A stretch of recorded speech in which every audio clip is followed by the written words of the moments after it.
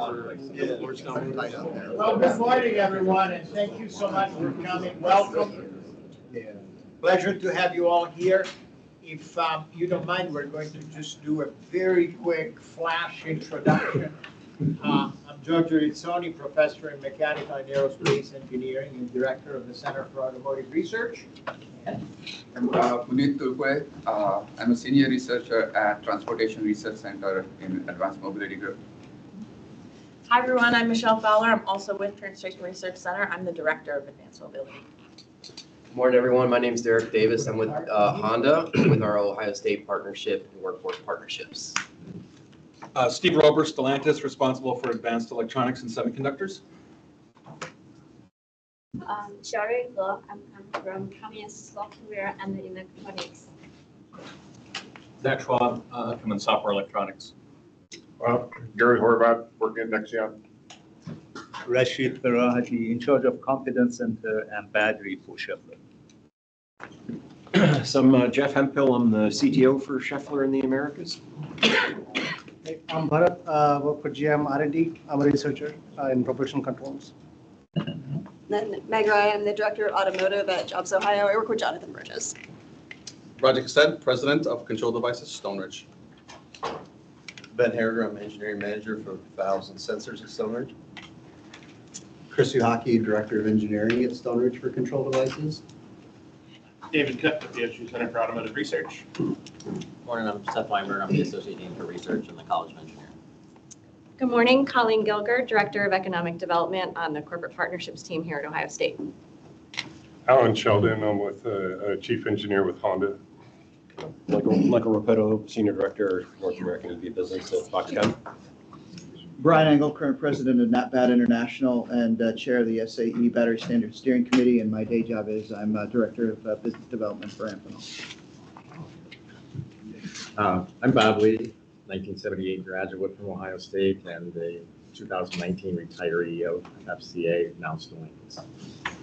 Jay Dice, president of 4C Power North America. Bob Spaczynski, head of Dana Advanced Engineering and Innovation. Mike Vincent, 1984 graduate of Ohio State Engineering, retired FCA Powertrain, 2018, now vice president at Hinkledale, Michigan. Harsh Babushi, Stellantis. I was in charge of subsystems engineer here for the Battery Workforce Challenge 2021. Hi, David Delisle, current graduate student at Ohio State. I'm project manager of the Battery Workforce Challenge. Yeah, Athar Hanif, research scientist with Center for Automotive Research. Preeti Chowdhury, Executive Director of Drive Ohio, the Smart Mobility arm of Ohio DOT. Tim Hunter, business development, Amstead Automotive. Morning, everybody. I'm Amy Thatchy. I'm the Director of Engineering Career Services. Good morning. I'm Sarah O'Malley. I'm on the Corporate Partnerships team here at Ohio State, focusing on workforce, talent, and sponsored research. Good morning. I'm Kelly Sitz. I'm also from the Corporate Partnerships team here at Ohio State. I work very closely with several of our automotive customers. Brian Haliko. I lead auto and highway safety and mobility public policy at Nationwide. Miriam? Hi, Miriam Dirus. I'm a research engineer, as I mentioned on that meeting that we're Good morning, I'm Marcello Canova. I'm a faculty here at Ohio State, currently on loan to the National Science Foundation. Rick Stockberger, CEO of Bright Energy Innovators. Lori Herman, independent consultant. David Everling, Car Industry Outreach. Alex Ebner, from the Wolversall Corporation and our mechanical testing. I'm Craig Kavicki. I'm the Vice President of Client Services for Lexington. Yeah, I'm Randy Stacy. I'm the CCO and Managing Partner of NextEris. We're the people that develop Lion Tamer that produces lithium-ion battery fires. Ken Leisnering, Ford Motor Company, Propulsion Systems Engineering. Jesse Little, Professor, MAE, and Director of the Aerospace Research Center. Rich Granger, Drive Ohio, Workforce Development. Someone just walked in. Good morning, Andy Biesterveld, engineer at Coda. Thanks for coming. Find a seat. There are a few left. There's one right here, one there. There. And introduction. Oh, good morning, everyone. I am Matilde D'Appino. I am a research assistant professor here at OSU, and I am affiliated with the Center for Automotive Research. I work in the Department of Mechanical Engineering and Electrical Engineering. Thank you, Matilde. I think we covered everyone, right? Awesome. So, wow, full house. Delighted with the participation. So, welcome. There is a basket that is passing around. Please put a card in there and we will be happy to share contact information later. And it is my great pleasure to invite our Associate Dean for Research, Seth Weinberg, to welcome you and say a few words about good things that are happening, excellent things that are happening in the College of Engineering. Seth, all yours.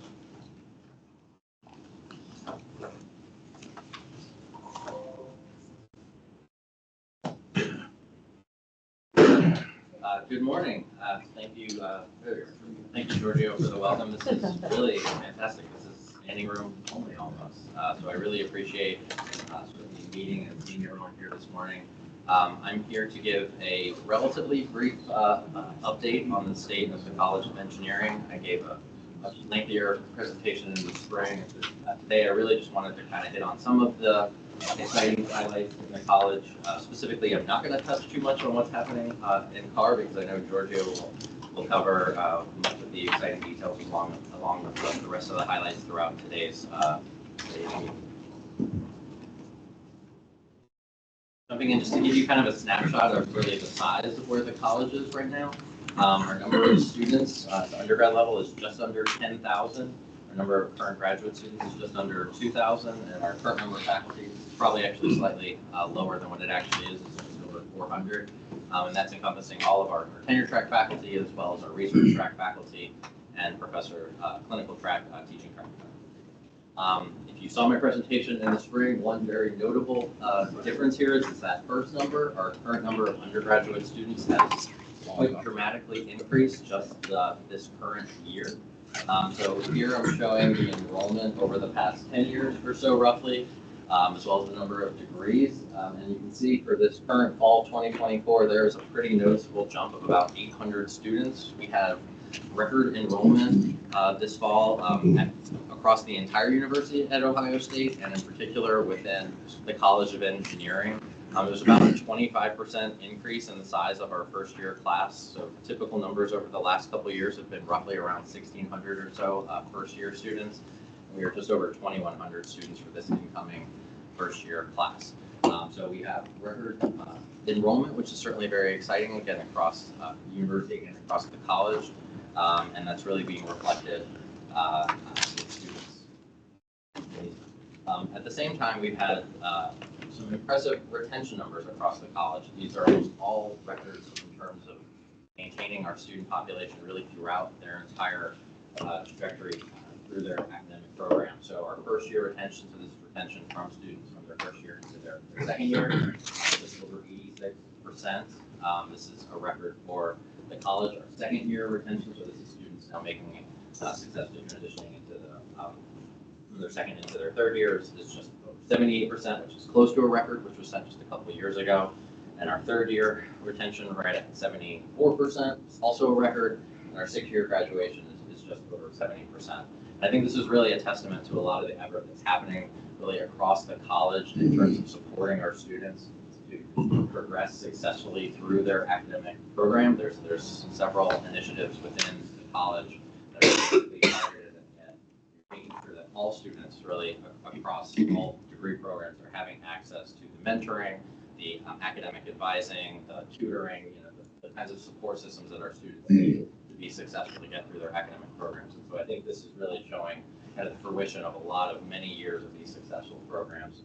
This is really leading to some record-breaking numbers. I've only heard great things about even new initiatives. Many of these things that were often piloted or have been piloted over the last couple of years are really now coming into full fruition. So these are really exciting numbers, and I'm optimistic that they're going to continue to increase.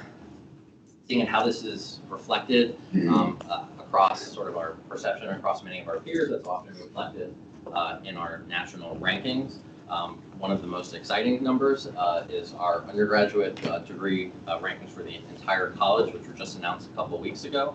Across all universities, public and private, Ohio State is now the 20th ranked College of Engineering, which is the highest undergraduate ranking ever. I heard they had to really dig deep into archives to confirm that statement is actually true. As far as I've been told, that is actually true, so that's certainly exciting. And I mean, of course, rankings are just a single number, but I really think it reflects, a culmination of all of the really impressive work across the college to support our students through these degree programs. In many ways, these are, reflected in terms of our reputation and perception amongst our peers, right? And so I think this is a powerful way to say that Ohio State, at the College of Engineering level, is really being recognized for, all of the fantastic things that our students and our faculty and teachers are doing across the college. Continue to be the #1 College of Engineering program within the state of Ohio amongst publics. Well, we won't go through all of these numbers, but across the graduate programs, we're also approaching the top 20, currently at 47, 13 amongst publics. I highlighted a couple of our key degree programs. One thing that I think is also just sort of a nice reflector of the progress that we're making is kind of comparing these numbers to the previous year. Essentially, all of these numbers are either, a few have been flat, but almost all are actually trending up. So our rankings with our graduate degree programs have either holding steady or continuing to climb, and mechanical engineering and aerospace engineering, 2 areas that are well reflected within are tracking right around the top 20. So it's really exciting to see from a reputational standpoint that all of the fantastic work that's happening across the college is really being recognized. In terms of sort of new and exciting things that are happening within sort of our degree programs and curriculum development, this past spring was the first graduating class of our new Bachelor's of Science in Engineering and Technology, or our BSET program. So this is a new degree program that has been essentially spearheaded at our regional campuses. And this is really a degree program that was focused on developing curriculum for, a very applied engineering type of program. Right? So the goal here is to develop, our next generation process engineers, manufacturing engineers, quality assurance, engineers. So it's very focused on both, engineering fundamentals as well as very applied applications. And the program curriculum itself was developed in very close partnership with many of our industry partnerships. So again, the first graduating class was just graduated this past spring. And the numbers for the program have really been pretty steadily increasing since its beginning in fall 2020. So this is the first graduating class this past spring was 14 students, and this is showing them the enrollment across all of the years over the past few years. And you can see there's been a pretty significant rise. And so the current incoming class is just over 150 students. Again, this is distributed across the regional campuses. And I highlighted here, so this is showing the distribution between Ohio and non-Ohio, and you can see with very few exceptions, this is really our homegrown, talent enrolling in these programs. This is almost exclusively Ohio residents are enrolling in this program, and ultimately the goal is, to come out of these programs and be, well primed to move into any of these types of industrial, engineering types of programs. So really excited about this program, and you can see clearly, our graduate numbers are continue to increase as the size of the classes have increased over the last few years. This is really exciting. Additionally, on the education side, we've had an eye towards what are we doing as a college with respect to education around computing and AI and machine learning and data analytics. I think everyone who's probably, listened to any news or watched anything happening in society, I think we're all pretty aware that machine learning and AI is becoming an integral part of essentially all aspects of engineering and business and all aspects of society in many ways. And so, we really, as a college, tried to have an eye towards what are we doing to educate the next generation of students with computing in mind. And we obviously have a very large computer science program, and we very much expect to continue to grow the number of computer scientists. But this is actually really having an eye towards providing computing education for essentially everyone else, right? Because while we obviously want to be developing the next generation of engineers that are creating the next ChatGPT and future generations, we also want to make sure that our engineers and even our non-engineers really have an eye towards understanding how to integrate AI and computing into the work that they're doing. So this is a very much more applied focus on how to integrate AI into an education. And so with that in mind, we have been spearheading and developing the Center for Computing Education. This current fall, it is being rapidly developed with the goal for it to be at a soft launch in terms of a couple initial courses in this upcoming spring, with the subsequent fall of 2025 being sort of the official launch.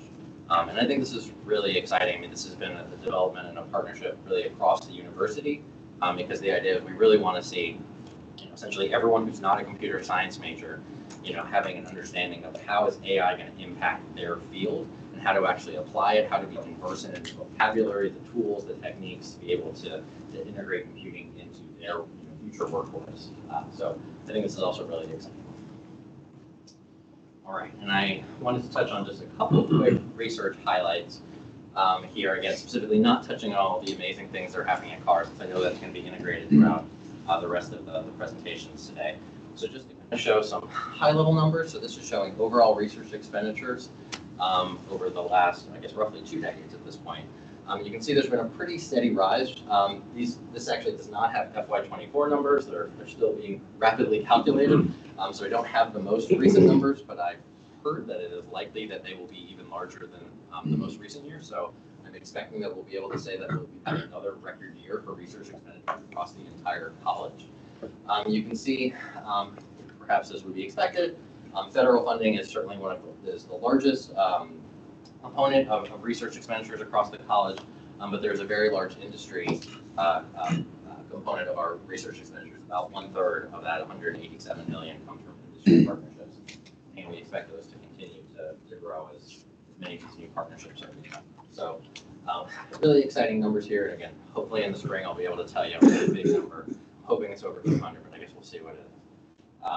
And then I just wanted to touch on a couple of big sort of research centers and some really exciting larger scale collaborations that formed across the college, to just kind of give you a sense of some of the exciting things that are happening. So one of the most exciting things is the awarding of another NSF Engineering Research Center, or ERC, which was called the Transformation of American Rubber Through Domestic Innovation for Supply Security, or TARTS. So if there's any Dr. Who fans, you'll appreciate that. They were very creative and actually had to add the extra S to make sure that it's clear that this is not the Dr. Who affiliated engineering research center. And this is really exciting. These are really, really large partnerships. 5 years, $25 million, 6 institutions. In fact, NSF only allows the institution to have 2 ERCs, and we are one of literally a handful of universities that have ever had 2 active ERCs at the same time. So this is our second ERC in addition to the Hammer ERC, which I mentioned many of you are familiar with as well. And so this is a really exciting research initiative, again, focused on the development of domestic rubber production. And so this has been a really kind of a large collaboration with both engineering, but also close collaboration with the College of Agriculture, as well as folks in biology. And I know there's already multiple industry partnerships with folks like Bridgestone and Goodyear that are very excited about the developments coming out of this. This was just announced in August, so this is very recent. Another large center initiative is a center, everyone loves their acronyms in engineering, referred to as SpaceMat, which is the Science, Performance, and Critical Evaluation of Materials in Low Earth Orbit. So this is a center of excellence that was a partnership between OSU and AFRL, essentially very focused on the development of materials for applications in low Earth orbit.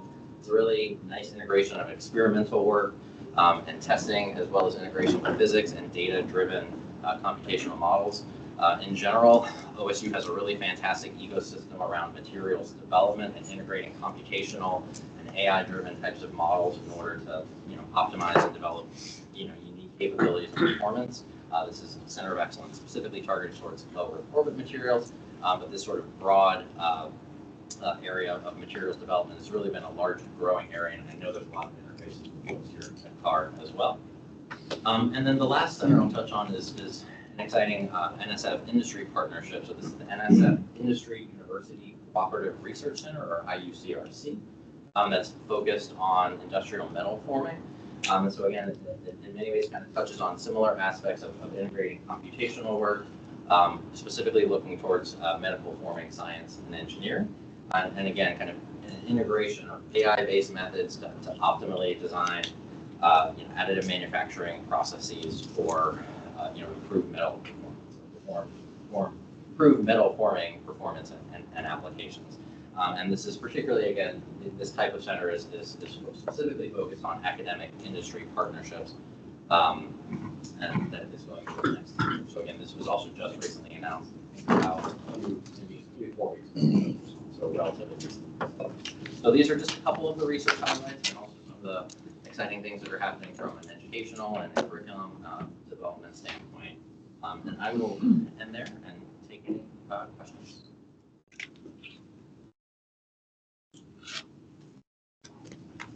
Seth, thank you so much. Wonderful overview. And just wanted to add a small comment. I'm so pleased that Amy is here. Amy Touch is responsible for engineering career services. So if any of the companies in this room don't know Amy already and are not recruiting through her services and operations in the college, please meet her. The College of Engineering does everything it can to make the process of recruiting interns, co-op students, full-time employees as smooth as possible. Thank you for coming in. Very well, so here we are telling the story of what we've done over the past 6 months. Some of you were here 6 months ago. I don't know that all of you were here. I don't think the room was this full 6 months ago. So we're going to, first of all, go through the agenda very briefly. I'll speak for a few minutes. We'll take a short break. Then we'll have a second session in which we'll talk to you about a handful, 3 or 4 specific projects that are, we think, of interest to the broad audience. And this time, this particular meeting is very much focused on what our students have done. So there will be 2 sessions. We'll have a little bit of a break in between the 2 so that our teams are going to tell you about their successes. I won't steal their thunder. I'll let them tell you the story. So, new hire. Last time we met, we recognized and thanked Marianne Weber for 20 years of service in continuing education and related topics. We've been very fortunate to recruit a successor who's doing a fantastic job. Patrick Robrecht is now our distance education program specialist. So those of you who are already engaged with us in continuing education may have already interacted and interfaced with Patrick. If you have not, let us know. I also would like to welcome a new friend and partner. Jay Dice introduced himself a few minutes ago. He's the president and CEO of 4C Power in North America. A few weeks ago, we had the pleasure of attending the ribbon cutting. There may be a couple of faces you recognize in that picture. For those of you who come from out of state, that is the governor of Ohio, Mike DeWine. And 4C Power is a company that focuses on integrating and producing battery systems. They source cells and have clients that range from very small applications of battery packs, say for electric bicycles or motorcycles, all the way to full-size trucks and construction equipment. Pleasure to have them in town. That building is located just on the west side of I-270. So if you're ever driving north or south on the west side of I-270, you'll see them. They're there, pretty visible from the freeway. So Jay, thanks for coming and welcome to Columbus and welcome to Carter. Thank you. Glad to be here. As it happens every year, there is an amazing team of people, and the ones who come to mind first are Colleen and Meg, who do their magic to put together an annual report, which makes it very easy for me to give you a quick summary of things. October is the time when we can tell you the summary number of the preceding fiscal year. Ohio State operates on a July 1st fiscal year, so it takes a little while to sum up all the numbers, but basically this is where we are.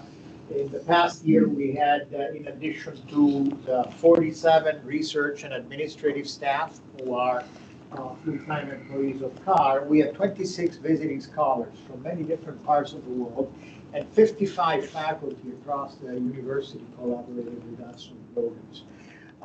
We had research expenditures as calculated through the Office of Sponsored Programs. So this is the official research dollars that come through OSP in excess of $15 million. And our numbers are not different from the college numbers at large, right? Largest share is federal, about 55%. Close to a third is industry.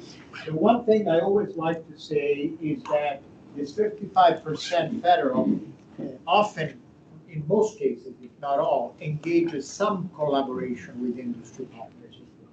And then we're very pleased to have been engaged in a number of programs in collaboration with the state of Ohio. And I'm so glad that Preeti is with us today. She leads an organization called Drive Ohio, which focuses on some of the advanced mobility aspects of the Ohio Department of Transportation. And they continue to be invaluable partners to us. So, very pleased. And our main mission, as I think you understand, is to produce talent. We have, at the moment, or in the past fiscal year, we supported 84 graduate research associates and a total of 130 graduate students from 17 different countries. We also try to get students started early. So we have a significant number of undergraduate research assistants. So in addition to the students who volunteer on the projects, and you will hear about that later today, we also have a significant number of undergraduate students who begin a research career with us. We also have programs that are focused on high school, and most of you, I think, have heard of our camp. So Meg likes to put together these charts that show trends, and you can see here that things have been reasonably good over the past few years. You know, maybe a slight growth in our expenditures.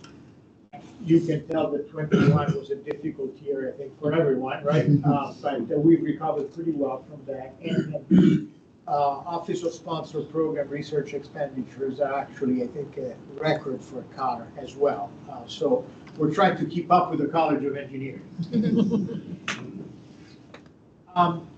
We engage students, as I mentioned already, many different ways. And one of the ways we do it is by having summer internship programs. And a small fraction of our summer internship program is open to high school students.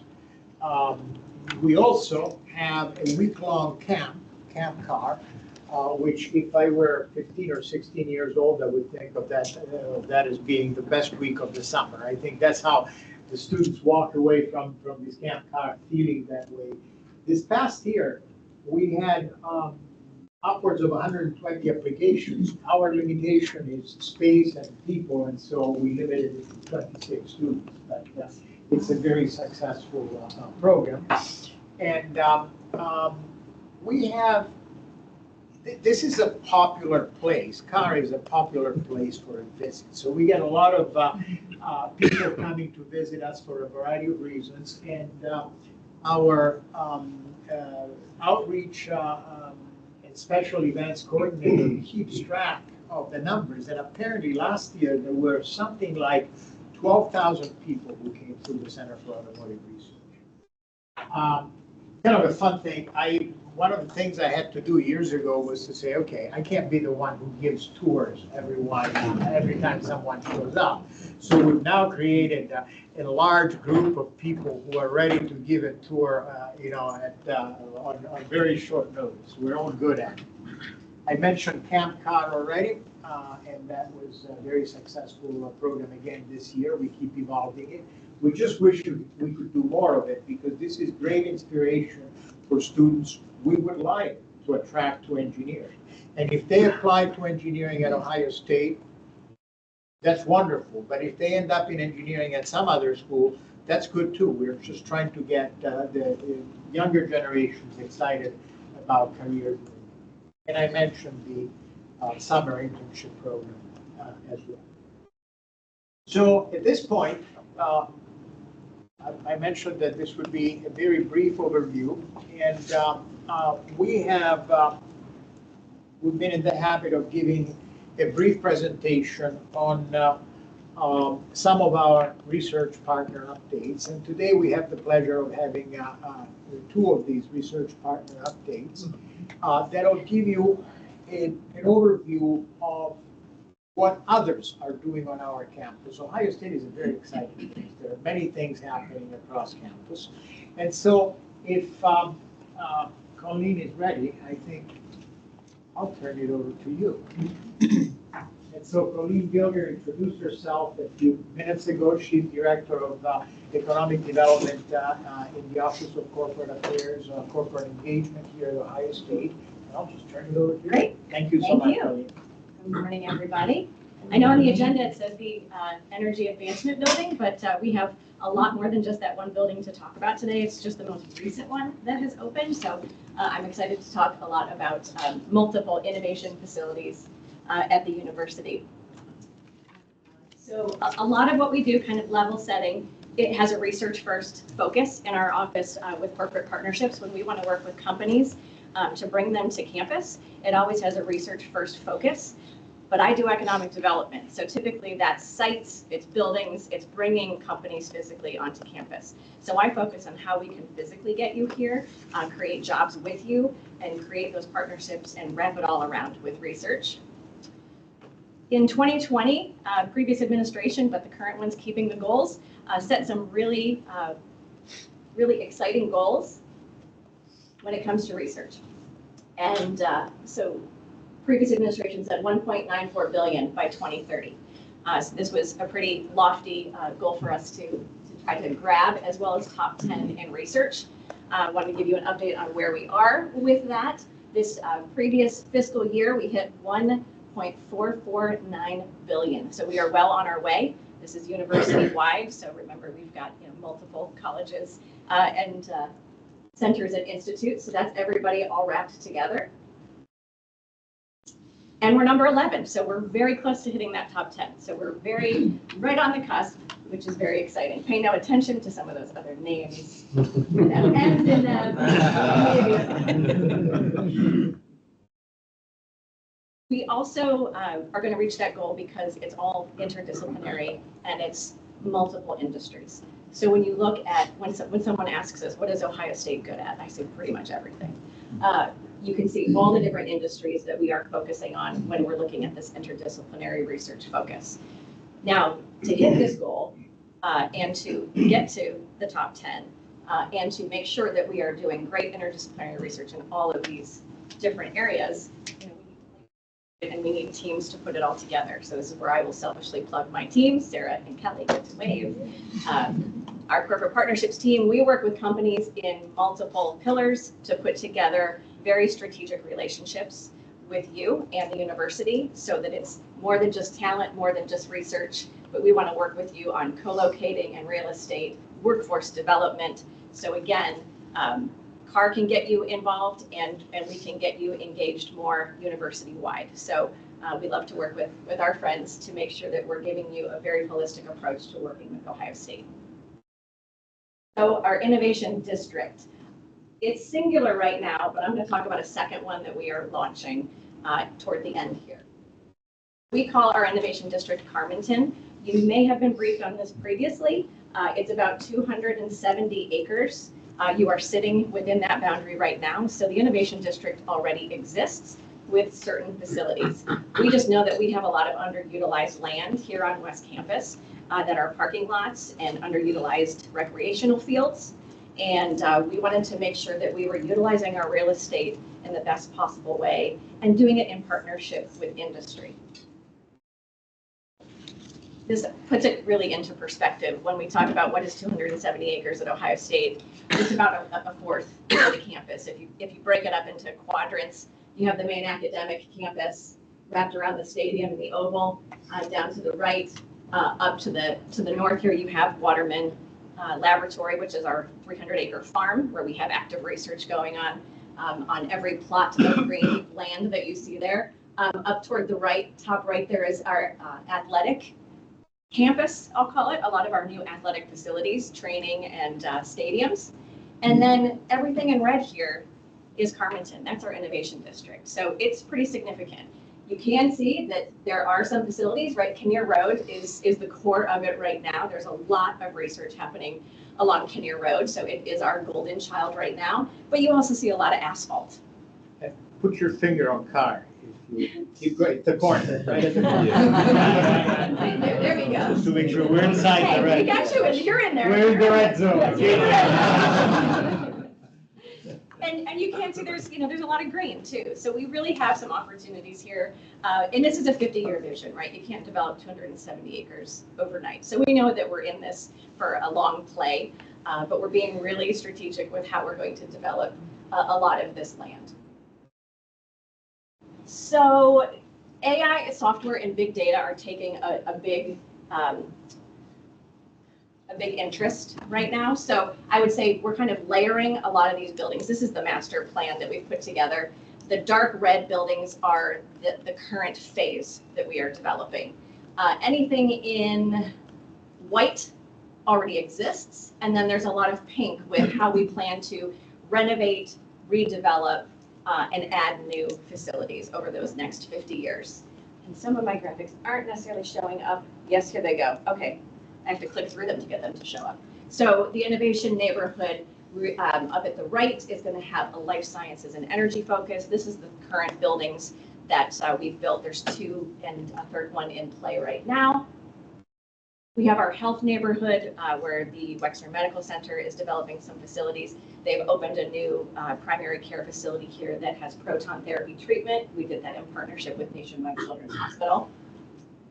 Kinnear Road, right? This is where most of our M's are happening. Mobility, manufacturing, and materials. We're going to continue with that focus.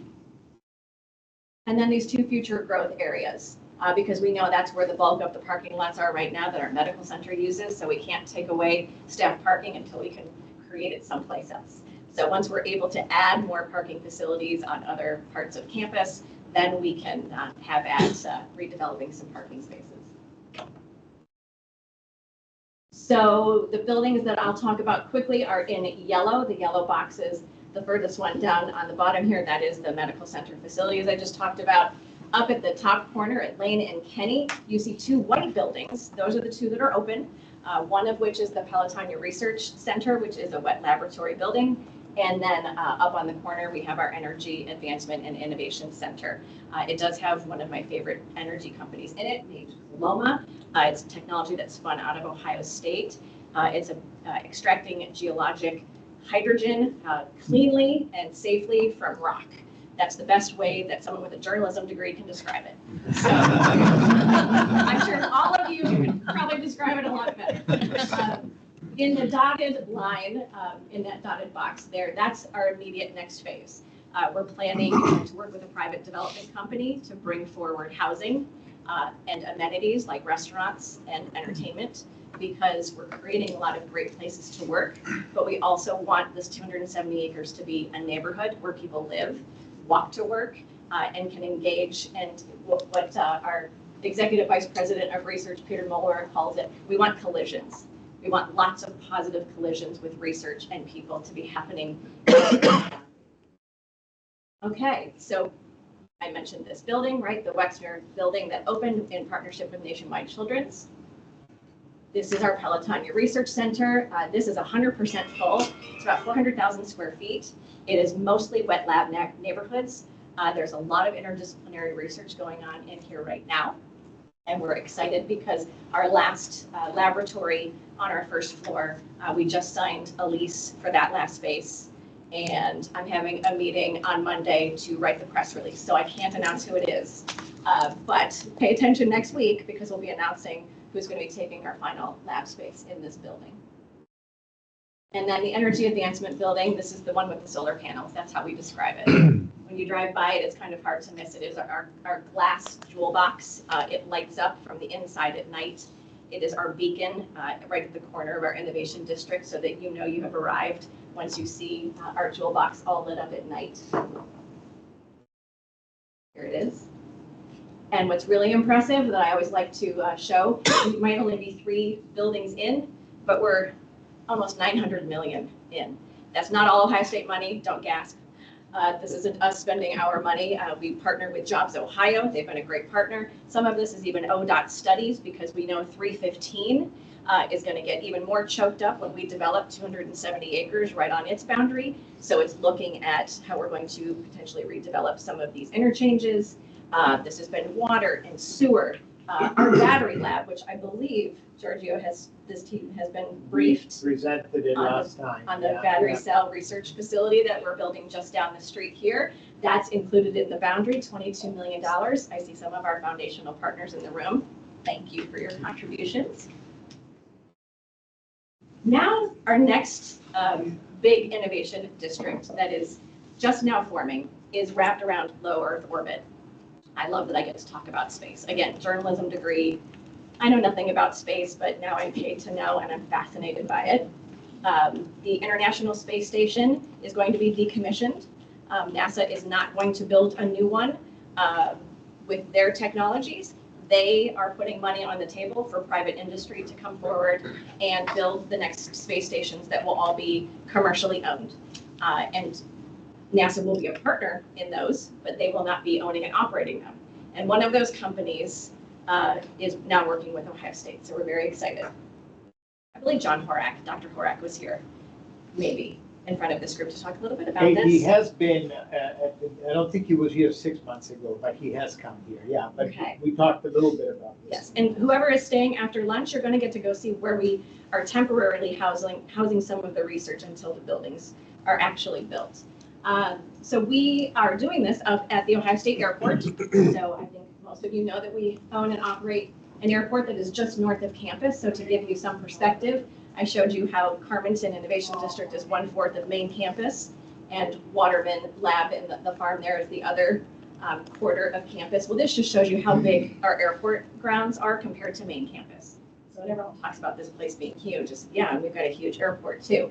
We've identified about 80 acres on the north side of the airport for our next real estate play and innovation area. Here is the site up close. You can see the runways, very clearly an airport. So along West Dublin Granville Road, or State Route 161, as we also call it, we have identified in that yellow box about 80 acres. Here it is up close. And now I'm going to talk about the blue box. I can't believe I put blue and yellow on this slide. I have to change that. There's red on there. So this is the 80 acres that we have identified for our space campus. You guys like that, right? I'm sorry, I'm an alum. These things really jump out at me. So Voyager Space, to give you some background, we've been working on this for several years. NanoRacks, which has actually now been purchased by Voyager Space, they approached Ohio State after they won a $160 million grant from NASA to be one of 3 companies to start looking at this commercial space, the new space station run by commercial space. So Voyager won that money, and they announced that they were going to develop what's called the George Washington Carver Science Park. There will be part of the park in low Earth orbit on a space station, and they wanted to find a ground location where they could mimic everything that they're doing up in space, having neutral sites so that they could be doing ground-based research while they're doing it up in space. Also have a place to train astronauts and scientists before they go up to the space station to do their projects, and kind of, work through some of the problems here on Earth before they launch this massive thing up in space.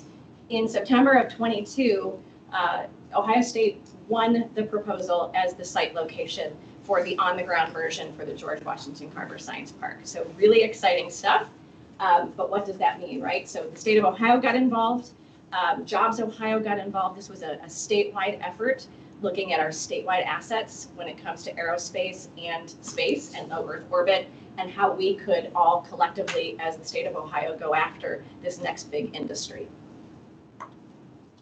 So what does Voyager want to do? Like I had mentioned, they want to be this first space-focused research park devoted to research and manufacturing, and have a location both in orbit and on Earth. So the first building on this 10 acres will house Starlab Space. Starlab Space is the joint venture that Voyager has now created with their friends at Airbus and Mitsubishi and MDA. And they are the group that are going to be designing and building the next space station, which is called Starlab. That Starlab ground version will be on Ohio State's airport campus, which is very exciting. So we get to work with a whole lot of partners here. These are just the main joint venture partners. I always like to mention one that is like the second tier partner because it's Hilton Hotels. Why do they care about space? Well, you know, we're going to do research up there and then we're going to have visitors. So when they're designing the space station, Hilton's design team is heavily involved in what this is going to look like on the inside because they know right now the ISS is not a great place to be sleeping, showering, using the restroom facilities, eating, right? And they know that the next step in commercial space is going to be visitors. So Hilton is designing the interiors to make sure that not only are our astronauts and scientists comfortable, but also the visitors that are going to come next have a great place to stay. So this just blows my mind. It's really exciting stuff. So Ohio State's role in Starlab. We're all still negotiating this, but really this is a lot of the work that we're doing right now. We're looking at it collectively bringing the global research community together and wrapping it around university resources, right? We're really good at the research. We're really good at collaboration and consortium, so we can bring everybody to the table and really get Voyager Space organized. They need to worry about building this thing and launching it, and we want to worry about running the research operations within it. So there's a lot of scientific leadership happening at Ohio State. We're developing workforce development programs. We're engaged in K through 12 with STEM contests all around space that are happening statewide right now. And then when you look at the why Ohio, because it makes sense to put it in Florida, it makes sense to put it in Houston. We get that. There's two huge space bubbles, right, with industry in those states. Well, you know, we look at what we have here in Ohio, and a lot of people forget about it. So we like to mention that we do have NASA Glenn up in Cleveland. We have Wright Pat just down the street. We've got a lot of great research here, and even the Transportation Research Center, because, right, it's mobility. Well, space and launching space stations, it's low Earth orbit, but it's mobile. So it's part of our mobility initiative. So we're really excited to add that into when we talk about mobility, it even means space stations, which is very exciting. That's all I have. So we have to have a building built within the next 2 years because the launch date for the first commercial space station is in 2028. So stay tuned. I invite you all back to come to the building, come to our groundbreaking, come to our ribbon cutting, but we're very excited to show you our on-the-ground version of Starlab. Thank you, Colleen. Any questions? Yes. Well, I'll just amplify what Colleen said. After lunch today, we will have the opportunity to go over and see the first start to the lab and meet a lot of the researchers leading the work. We're going to have a few shuttle vans available. It's only about 5 minutes away from here. Really cool chance to see this on the ground floor. And if you need to, you can also follow our vans and drive yourself and leave right from there. But it's just around the corner for the temporary location. So we hope you'll all be able to stay and join us for that. About to sneak out. It turns out that my aerospace counterpart, Professor Jesse Little, who's the director of the Aerospace Center, actually lives up there by the airport. So if you would like to make a couple of comments and explain also what is this center. Not everyone who's here was here last time when you spoke. Sure. Yeah, thanks. I'm the director of the Aerospace Research Center, which sits on the south portion of the map that Colleen showed. I've been here for about a year, but I received my degrees here, and in 2010 graduated, was professor at the University of Arizona for 13 years before coming back last fall. So we have a number of things that we work on up at the ARC, and we're getting more and more closely aligned with things that are going on at CAR, really around the area of advanced air mobility. So that's one of our 4 main things that we work on. The others are aerodynamic flow control, engines, and hypersonics.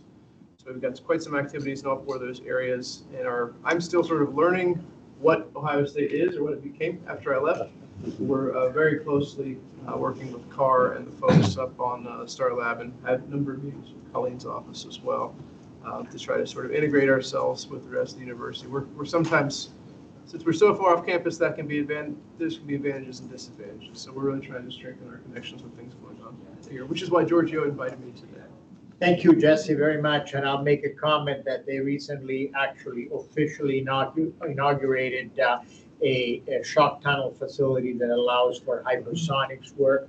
So those of you, those automakers who are working on the next Batmobile, you know that with Jesse's help, we can make hypersonics work in your cars.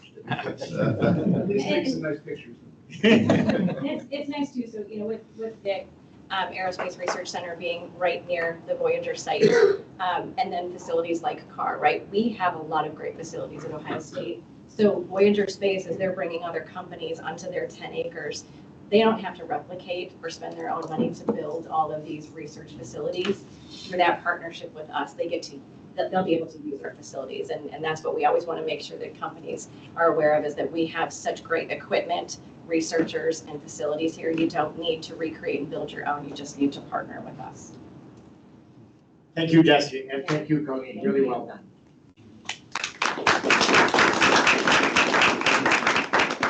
So, brief comment. We move on to the next segment. You've got this beautiful annual report, and I think it's designed to be easy reading, lots of images, lots of cool images. So please take it home and take a look at some of the details.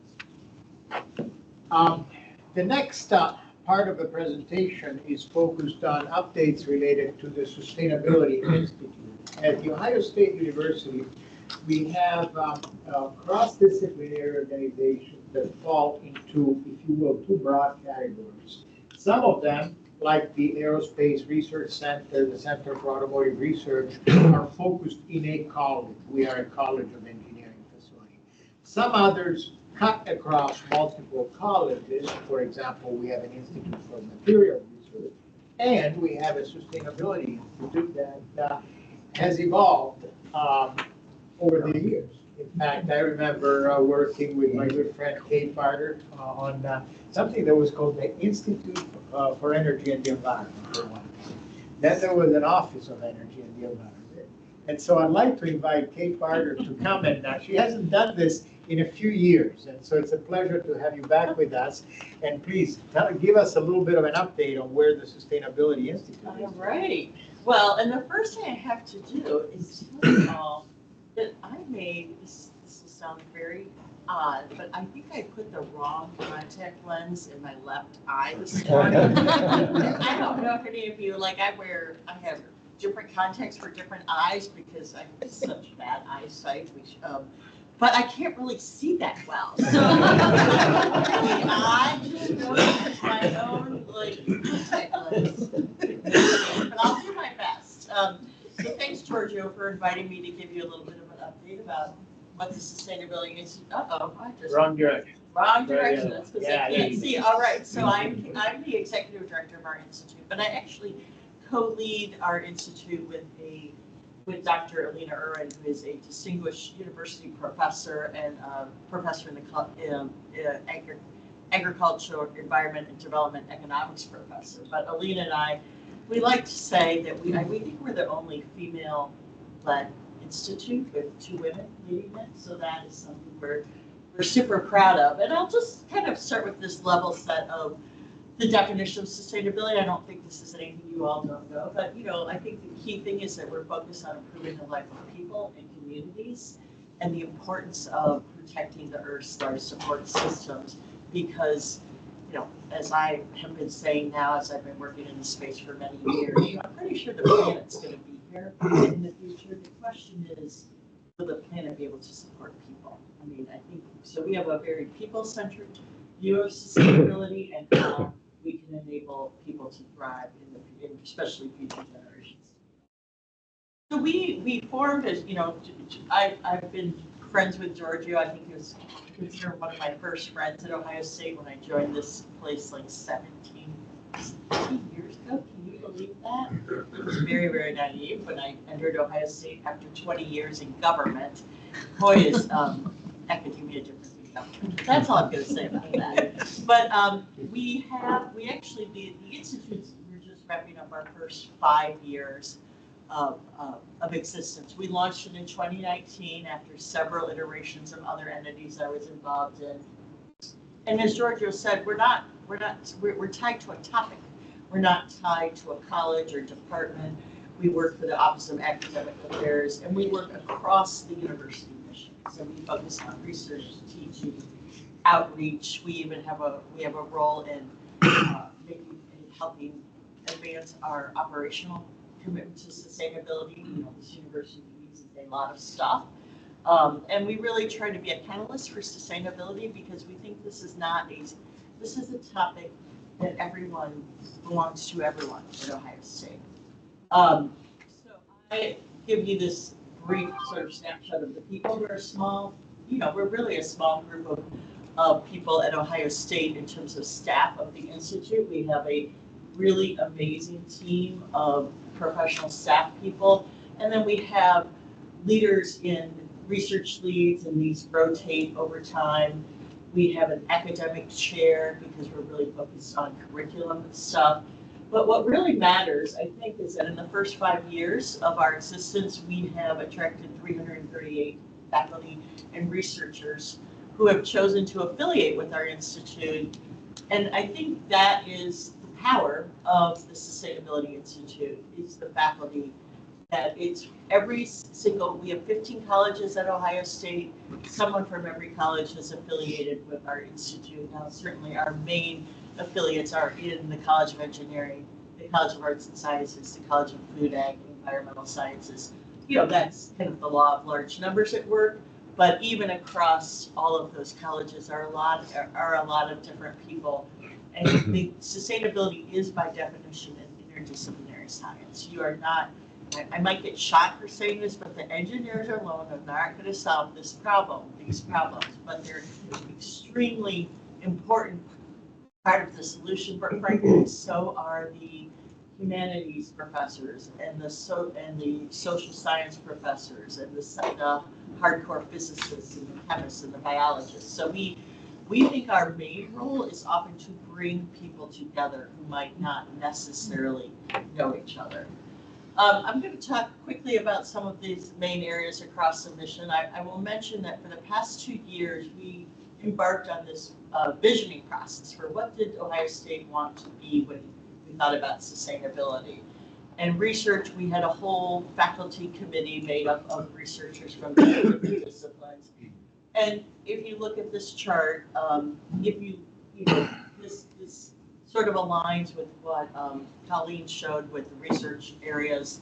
You can see that this is areas where we think the university at large has a lot of strength to build upon. We have decided, because this is a lot of stuff, I mean, when you think about all these impact areas of sustainability, as we think about that, we've done a lot of strategic planning in my group to think about where are we really going to focus our work and research, especially for the next year or two. And what's key, what came out in all of this visioning process was that we need to move from interdisciplinary work to transdisciplinarity. Now, when I typed transdisciplinarity, my computer said that wasn't a word. So but it's absolutely a word here at Ohio State. But what it really means is bringing together academic knowledge and non-academic knowledge. It's the recognition that universities can learn a lot from our external communities, as well as that information and knowledge needs to flow both ways. And Giorgio is certainly someone who has been practicing this for years and years, and totally understands the importance of bringing different kind of knowledge into the academy. So I'm going to briefly touch on 7 different research areas that our institute is going to be focused on in the immediate future. We are really close, I think, to bringing in a very large USDA award that's going to focus on helping farmers manage carbon on their lands better.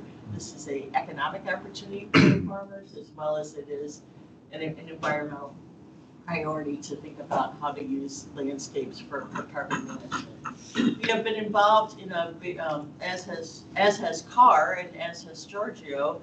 There was a really large grant that came in around building energy and decarbonization. David Cook, who may dig my plant because they were instrumental in helping bring this over the finish line. It's a really tricky research project because it absolutely necessitates embedding the researchers in with our operational folks. This is one of our sweet spots where our institute has a lot of relationships with all of our facilities people, but sometimes bringing researchers into the real operating environment of a 400 building campus that has to keep the energy on and the lights on, it's a little precarious, but we are committed to helping work through that project successfully. We have a really amazing group of faculty in food science and then in engineering who are working on sustainable packaging and bioplastics. They're actually going to be applying for a large NSF award in the near future that we're supporting. And, you know, plastics, I don't know. I mean, I'm old enough to think, you know, remember the movie, who has seen the movie The Graduate? Plastics are the future. Well, plastics are also at the top of many people's list of concerns right now when it comes to sustainability. Everything from microplastics in our drinking water to just huge amounts of waste. We need to find better ways to recycle. What we really need to do is find better ways to create plastic to begin with. And we have a lot of chemists working in this space, and we have some really interesting collaborations going on. And one of my favorites kind of illustrates what the Sustainability Institute does is we actually have an environmental historian working closely with a food scientist to think about plastic pollution solutions. And that, you know, you might not think that that's exactly where the knowledge is going to come from, but we think these two are going to build a really exciting team here at Ohio State. And we also have a really amazing entrepreneurial young faculty member who's a engineer and an epidemiologist who's building a team around climate and health in rural Appalachia. So we're really excited to kick this off next year. But I'm going to talk about two other areas that are maybe even more exciting, and they're very high priorities. And it's funny because Seth stole my best line. I think this is the TARDIS. I was going to see who understood the Doctor Who joke. I found how we had to add the S. And I'm not even sure Seth knows that my team has built the industry ecosystem for TARDIS. We have an amazing staff member who has been working with the researchers on this, really focused on industry collaboration. We brought in Goodyear as a major partner for this project, and the PI for this project is one of our core faculty members in the Institute. So I think this just shows something like a possible of $52 million over 10 years. This is done by a broad group of people at Ohio State. You can't do this kind of award with one college, one department. It's the faculty members who absolutely matter the most, because without their knowledge, this wouldn't be happening. I mentioned I came out of government, and I was the chief policy advisor to a former governor of Ohio, Bob Taft of Ohio. We funded work on the Russian dandelion when I was working in government, and that was 17 years ago. That's how long this kind of work to develop a new source of natural rubber has been going on at Ohio State. And it really, that might, from an industry standpoint, sound like, well, that's way too long. But when it comes to science and research and developing a whole new industry, that's the kind of time horizon I think it can take. And I am so excited to be part of this initiative, because I've been touching it for at least 20 years of my career.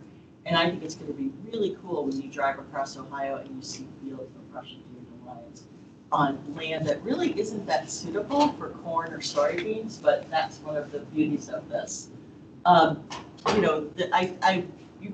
This group probably doesn't need to know why this is a really big challenge, but natural rubber is primarily sourced from Southeast Asia. There are certainly blights. It's a monoculture, so it's vulnerable to all kinds of diseases, but this is a big national security problem, and it's a huge supply chain problem. So we think this is why NSF really embraced this project, and the people working on it are simply amazing. And like I said, it's not a competition for growing other crops. We think it can be grown on a lot of land that isn't suitable for other crops, which makes it really this amazing sustainability opportunity. The kinds of research that are going to be done through this project are really focused on plant genetics, crop production, and processing and extraction. So that is all very upstream before you get to the actual tire on the airplane or the car or other things, but that is where we're we, like I said, my team is really, I've got a staff member who I'm going to try to figure out how he's going to manage this industry ecosystem and do everything else. But if you are interested, this is the time where there's going to be lots of opportunities for industry involvement. We already have a number of companies involved, different kinds of levels, and Josh Knight's on my team is managing this, and if anyone needs more contact information, Giorgio, everyone here at CAR knows how to find Josh as well. I'm also going to put in, I'm also going to mention something else we're developing this year that may be of interest to people in this room, and that is a climate risk and resilience lab. We're helping a amazing professor of geography, who's an atmospheric scientist, who does a lot of work in helping companies understand the risk they face from climate change. And this is he is building, we've got a lot of climate expertise around this campus, many different departments and colleges. He's bringing these people together to form a new industry consortium that will really focus on education and planning for the inevitable risk that climate change is. We see it, people are, this is no longer a question of if, it's a question of how much risk people are facing with the changing climate, and this lab is being set up to help people get ahead of the risk curve and manage what might be coming. Josh is on my team is also helping manage this project. Between this and TARDIS, he will have his hands full of. But if you're interested in learning more about this, we're probably kicking this off after the start of the calendar year. But this is the time to get early engagement in that as well. So, as I said, we are just a research institute. We are a very comprehensive institute working on sustainability. I think this is some of the space that I'm most proud of, and it's a space I have the least to do with because this requires a true academic to work on curriculum and developing classes. This is where my partner, Alina, really spends a lot of her time. We have 8 colleges involved in an education and learning committee looking to use sustainability across the curriculum. One thing we learned through this visioning process on sustainability is that employers, they don't think about their workforce needs as we need to hire someone who has a sustainability major. What they need is the engineers, the finance majors, the accountants, the scientists who understand sustainability, they understand life cycle analysis, they understand supply chains, they understand climate risk. So we're really looking probably at a big opportunity at Ohio State to develop certificates and other programs that enhance existing degree programs. The challenge of some of this is how do you do that and keep students graduating for 4 years? I mean, this is a perennial challenge that I have learned, but we have amazing faculty members working on this space. And then our institute also focuses on how do we give students opportunities to learn about sustainability outside of the classroom? Because often we have students here who are passionate and worried about climate change, but they're not studying it. So we have projects and grants and things we do. We also support a residential learning community in partnership with Student Life, which is an amazing group of students from different kinds of disciplines living together in a residence hall on North Campus. We do sustainability projects, we bring in speakers. We have a lot of company support for that learning community as well. I'm going to quickly go through the rest of this. These are our operational goals for how Ohio State could be a more sustainable place, and stuff that probably wouldn't surprise everyone. We have 8 different goals. I led a process in one of my past lives here to set these goals for the campus, and they were aspirational when we set them. We're finding this stuff is harder to do than it sounds.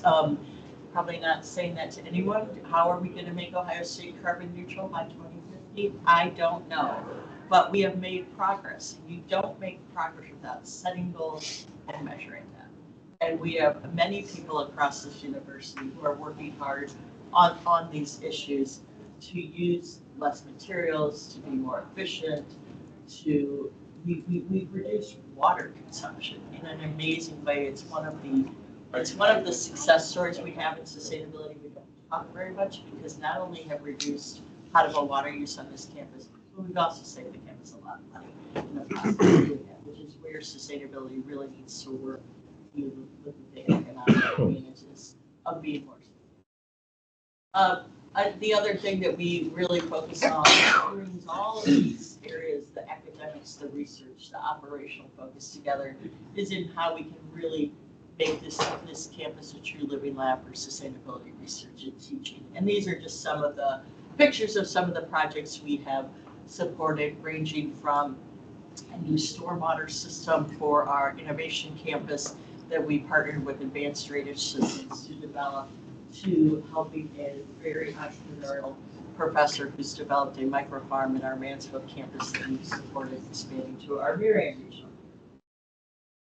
Outreach and engagement is key to what we try to do at our institute, and a lot of that is inward outreach, to other departments, other people. We try to communicate regularly with the campus community who's interested in sustainability. We also have an external newsletter that is very carefully curated to not take up too much space in people's inboxes, but we send one out once a quarter if you're interested in hearing about that. It gives you a broad overview of what Ohio State's doing in sustainability. And we support a lot of events and community engagement, a super important part of the solution. We believe in networks, and and I don't know what I did with this slide, but I'm a particularly strong believer in networking, and we have joined networks from the local to the very global. We're part of the Mayor's Sustainable Columbus team. I have a staff member dedicated to that, all the way up to a peer community around the UN Sustainable Development Goals, which is that circle on the right.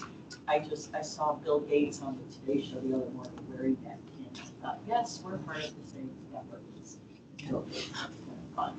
But we also, these are all aimed to really bring knowledge into the university and share Ohio State's amazing work with peers around the world.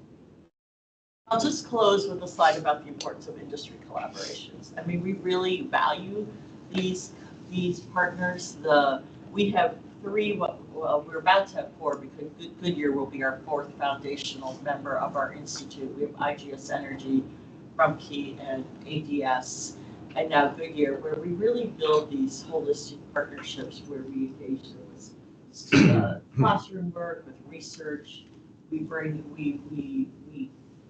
have a bit of a concierge service around those partners, but we also do a lot of work with other industry partners, and we certainly value our relationship with CAR and other centers and the ability to work with Giorgio and many other center directors with companies who are interested in sustainability. So that's it. I'm happy to answer any questions anyone has. Hey, very nice. Open for questions, but I wanted to add a comment. You do remember that Katrina Cornish did a project on natural rubber funded by an automotive company here through CAR. Yes. Right? So while we don't have really any function, Lori Herman is nodding, she remembers that well. We don't really have any role in this targets activity.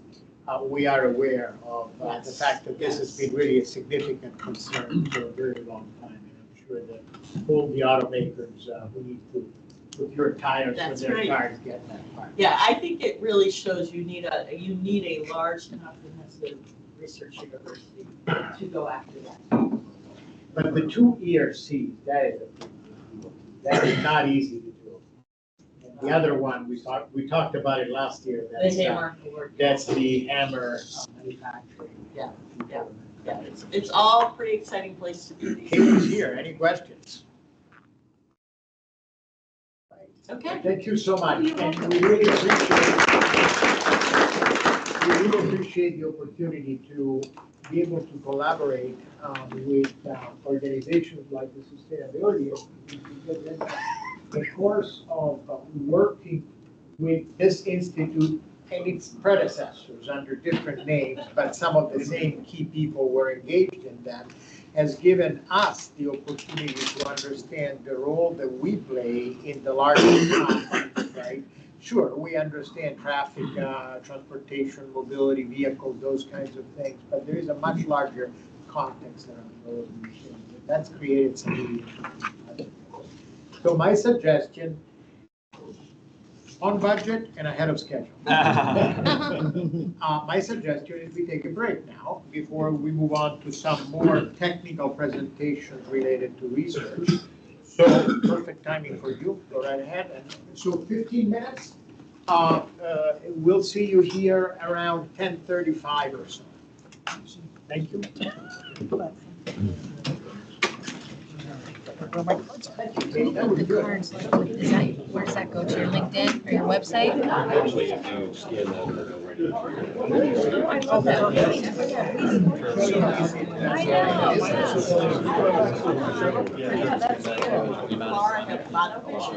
Very dangerous because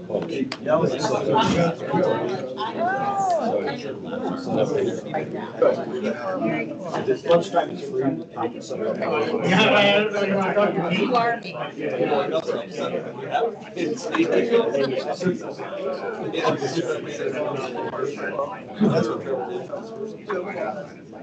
Oh, I don't like It does, right, yeah, that's a good point. No way, that's so cool, that's great. Yep, there's all the stuff that we offer and everything in there and, yep. So whatever your our next career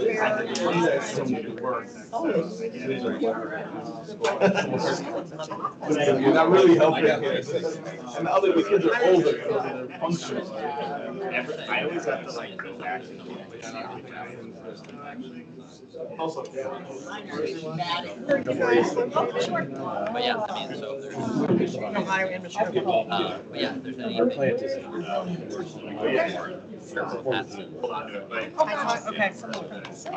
I got the guy from the facilities, Scott asked me. I'll still give you a call. No, I'm not doing it.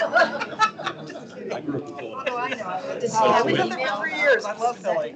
Yeah. Portia, My daughter, who actually went to law school here. Yeah, right. Yes, absolutely, yes. So you said. Society of Ohio State. It's sponsored by them. It's open to all universities. That's okay. Yeah, we're going to get my phone. This is really widely known. It's in January.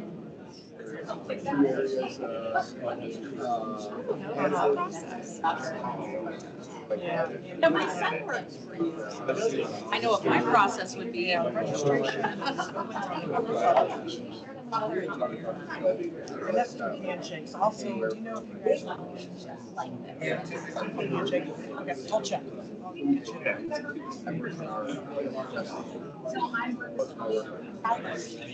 Oh, yes. So Colleen and I worked in that conference.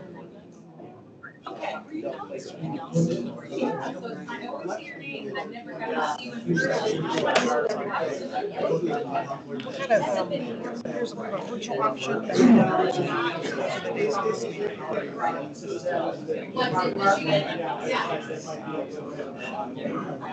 It's more of an expo, we have a big expo in the fall. Sponsored by Sweden College. Okay.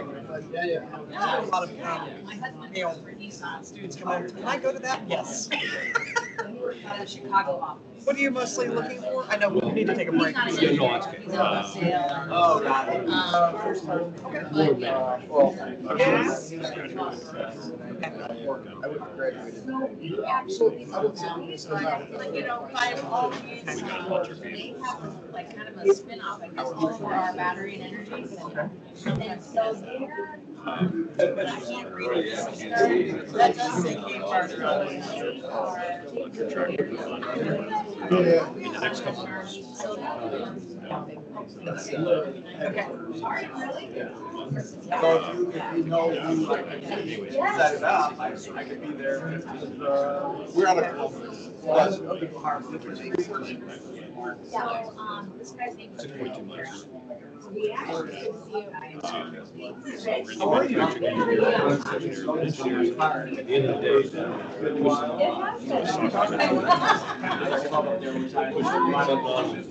turn the car on at the end of the line, making sure it goes up, diagnosis, the folks that know how to do diagnosis. Yeah,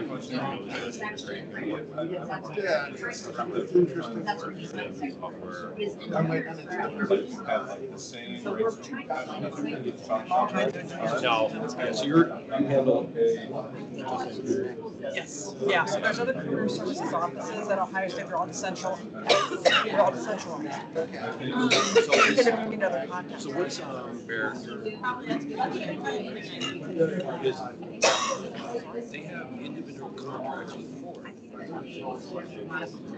Yeah, I would definitely, if you're that close, that might be. Yeah, It's a mixture of. We're gonna need to get the right compensation. It is, well, it's what? And they screwed it up. Here,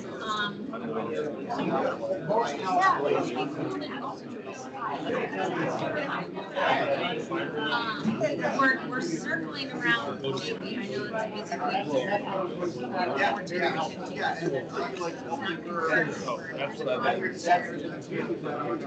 What is it? Yes. If they got roots in there, it's like they're making progress.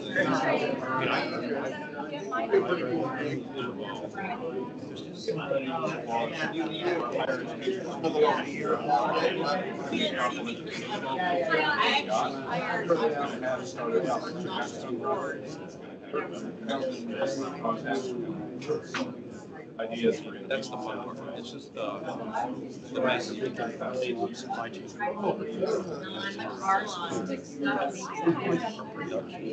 And where is this near? Is it near Cleveland? We are, we're right next to the Ohio Turnpike, just west of. All right.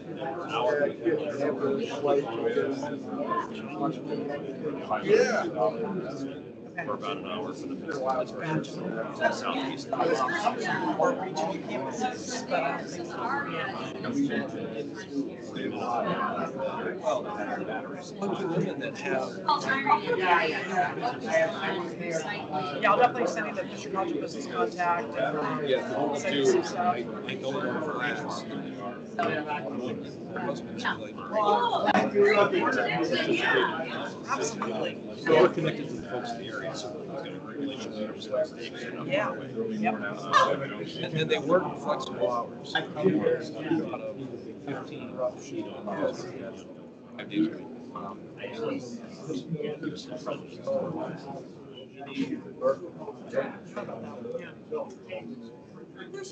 week. I love this. It's pretty.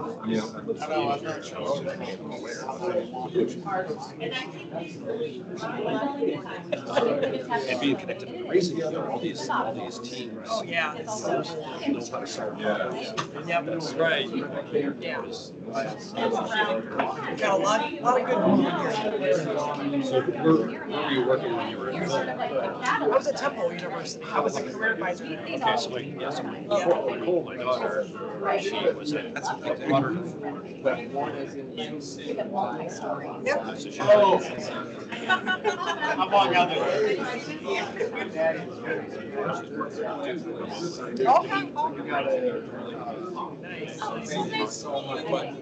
Never been, she never had to go to Durham. That's great. I like to be in person. I can't imagine a full of a That's why I job. drive to Ohio. That's why I drive to Ohio. Yeah, why not? Well, it's nice to meet you. Yep. Did a great job. Sounds good.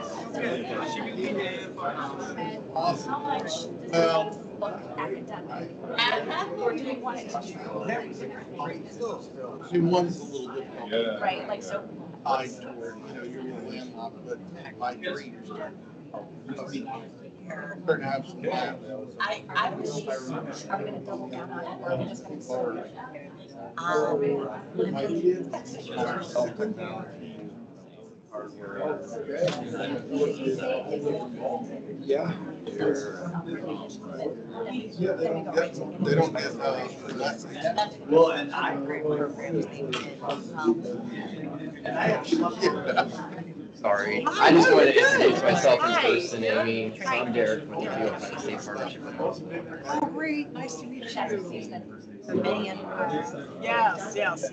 Now, are you with the Honda Partnership? Are you at home or here to host? Well, I work with Honda. Gotcha. And I sit both places. Okay, okay. So I work a lot with Chabot. Yes. And then Meriden. And Meriden, okay, great, yeah. I'm on the talent development side. Okay, fantastic. I don't know what Yeah, definitely, sounds great. Yeah, now, did you work with Emily Sandvik then? Yes, I did. Okay, so she left, yeah. But I'm kind of new to the position. I started in April, so I'm still getting my feet wet in that area. There's a lot to learn. I can't even keep up the streets. I've been here for 15 years. A lot of change. I appreciate everything that you do. I just wanted to introduce myself. Nice to meet you. Thanks for doing so. Yeah, take care.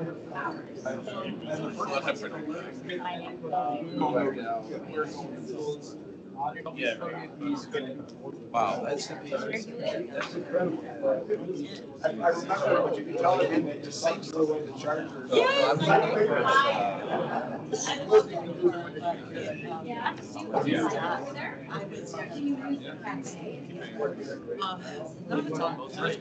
That's been our history. It's exactly right out of all the work.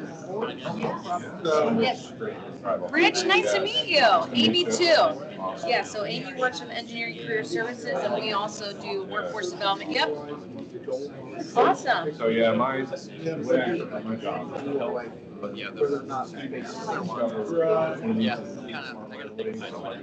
But it was talking about, yeah, no, it's. Yeah, where is Drive Ohio? We're out of ODOT headquarters. Okay. No, second gen. Oh, he did. That little car. That, you're in the bubble, right?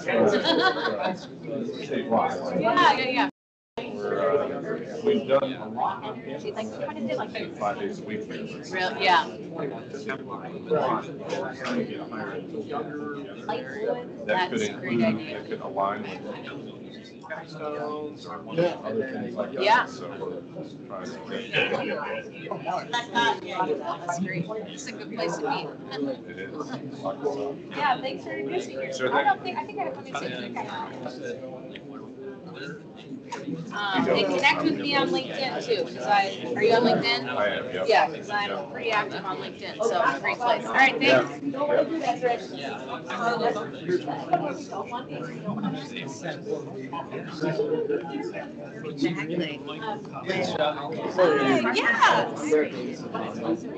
Yeah. I moved to the Ohio State Partnership. Hey. Honda is like our beacon partnership. We are so proud of the relationship over the last. So it's you'll learn a lot, but it's a really amazing. It's amazing. Good. When did you transition to the partnership? Okay.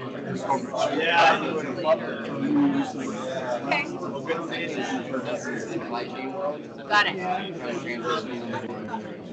Yeah. Okay. Absolutely.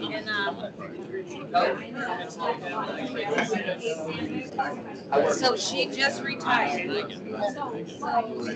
Yes, Julia Beckner, and she is lovely. Is this you?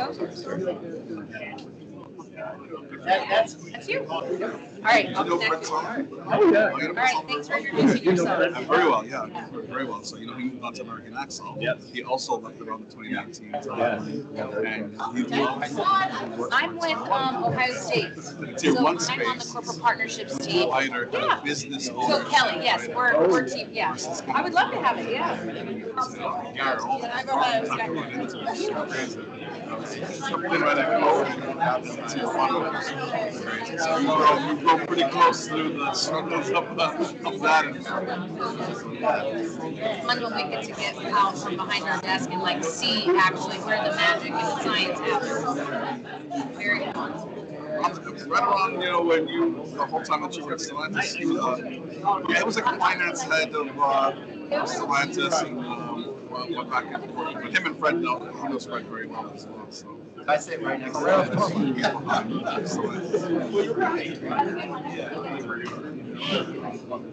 He was in finance operations. He worked at CTCM. He's probably been 2 years. So.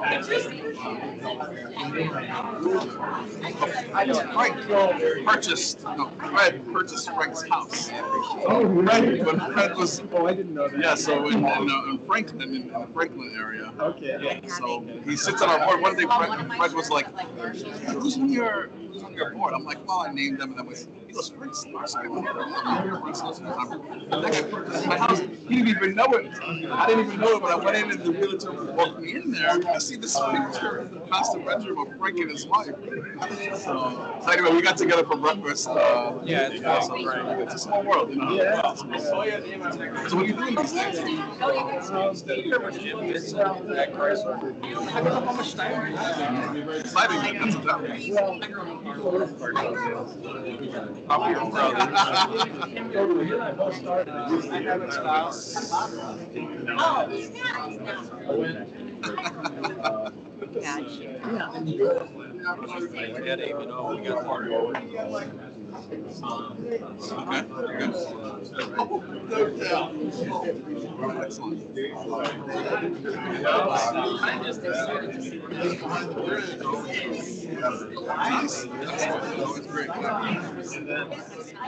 Our area, yeah.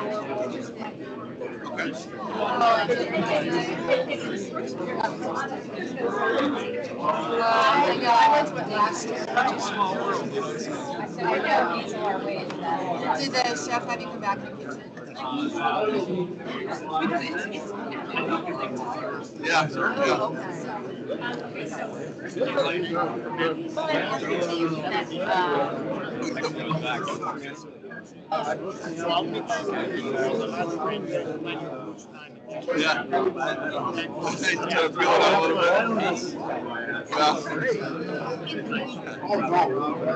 Yeah, always.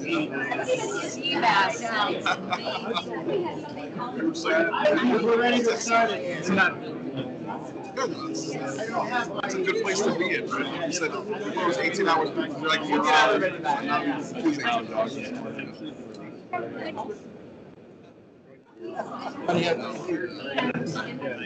Unless it's He has a different budget. He has a different budget. He did it. He was entertaining budget. He's telling me they have to make it. I knew you would get Yeah, we did all the things.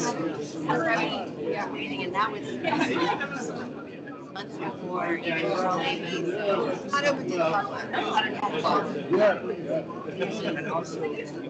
Yes, we were working on natural rubber, Lori. It was awesome. It was quite a number of years ago. I would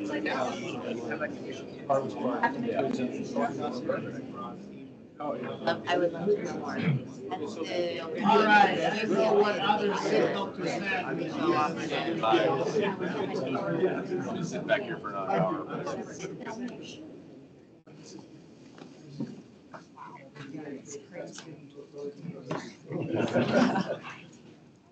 All right, welcome back. And in this next section of our meeting, we're going to talk about topics that are a little bit more technical, and we're going to have 3 brief research project updates. And I don't know if this is a blessing or a curse, but I'm the one who gives first. And we're going to talk about 3 distinct topics. The first one has to do with topics related to batteries and their life. And I'll say a few more words about it. And then Cam Racy is somewhere in the neighborhood, will be talking to us about 2 large programs we're involved in, a Department of Transportation, University Transportation Center, and the ARPA-E Next Car program. He'll give some quick updates on these 2 very large, they're a multi-million-dollar program. There is Cam, he will follow up after me. And he's project manager for both of those programs, so he's deeply intimate with both of them. And the last presentation, Dr. Akim Yurtsever will tell us about this intersection safety challenge. So really a broad range of topics. But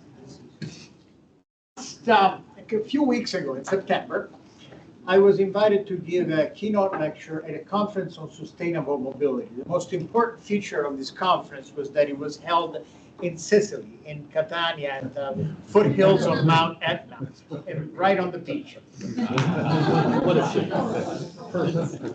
But people were very professional about it and attended my lectures. And we went to the beach after. And the topic of this was battery aging and life, and motivation for this work for us. While we have done work in this subject area for many years in collaboration with many vehicle manufacturers, recently we have been growing a program, and David Cook and Walt Dudek, our engineering services manager, have been deeply engaged in a program funded by the Federal Transit Administration. So Andy, I'm really pleased you're here with us today. The FTA has funded a program that will result in the construction of a new experimental facility focused on battery and fuel cell and hydrogen research. That'll be on our, more or less around the footprint of the Center for Automotive Research, a little further north. And who knows, maybe in April when we do the next advisory board meeting, there might be a ribbon cutting of some sort for the groundbreaking, not for the building. It takes longer to construct a building. But among the things that the FTA engaged us in doing applied research on, we're a directed research center for the Federal Transit Administration, is battery safety.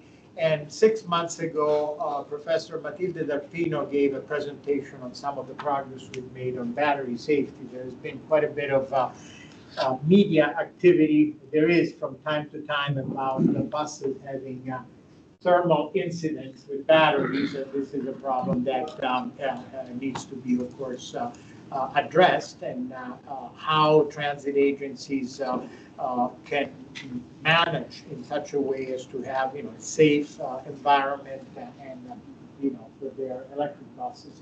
By the way, the other day I was pulling off of car, driving up to go home for lunch, and I had west of Kinnear Road, and I'm stopped at the traffic light, and coda number 31 makes a left turn from Kenyon to Kinnear, and I see on the side of a bus battery electric. So I chased it, Andy, and I was saying, how do I get the data from this bus?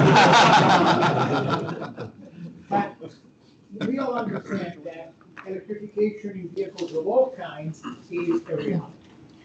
One can argue about what degree of penetration passenger cars will see in battery electric vehicles. Certainly hybrid electrics of all kinds have been on the road for over 20 years now. But transit is one of the most obvious applications for electric propulsion. You could argue whether in some applications batteries or fuel cells might be more appropriate, and you have to think about the refueling in both instances. But clearly, these trends are not going to be reversed. And the question, however, is that batteries still have challenges related to cost, performance under extreme conditions, fast charging, very high or very low temperatures, and abuse tolerance and life. So one of the questions is when CODA, our local transit agency, purchases an electric bus, they're expecting that battery to last for a certain period of time because it's part of the purchase cost of the vehicle, in which there are subsidies attached from the federal government. Unfortunately, batteries are, like the human body, electrochemical systems. And while I would like to deny that fact, I am aging. And batteries do the same thing. This picture is wonderful. I could talk about it for half an hour. But the point is that there are all kinds of electrochemical reactions that occur in a battery, some of which we wish to see, and some others we would like to avoid. And some of them are irreversible and can lead to a couple of phenomena that are really undesirable in a battery. One phenomenon is that you may lose capacity. Some of the lithium that shuttles back and forth between anode and cathode is no longer available because it has irreversibly reacted with something else, forming a compound that is now basically just a piece of mass that doesn't do anything. In addition to that, some of these irreversible transformations may lead to the internal resistance of the battery to increase, and an increase in internal resistance is bad news because it's harder to deliver power, and as you try to increase the current flow out of the battery to deliver the power you need, the darn thing, you know that I squared R thing that you learned in circuit analysis, who knows when, that I squared R thing, you know, ohmic heating in the battery is real. And what happens is that a warm battery is an unhappy battery, at least warm beyond a certain point. So one of the questions that we face with batteries, and this is true in any application, this is true of your cell phone as well. By the way, I have set the maximum charging level for my cell phone at 85%. I'm not going to do that last 15%. Because I don't need it. There's plenty of capacity in it, and the battery will last longer if I do that. The question is, if you look at this picture, the present, you know, on the vertical axis, you have some arbitrary dimension of aging. Today, I can take my battery to a laboratory, do some measurements, and say, okay, here is the state of health of my battery. Not unlike when you go to the doctor and get your blood test done and you measure your blood pressure and all those good things. That part is relatively straightforward in a lab, a little harder to do on board a vehicle. Then the next thing, which is the hard thing to do both for the doctor and for your vehicle, is the prognosis, is the future.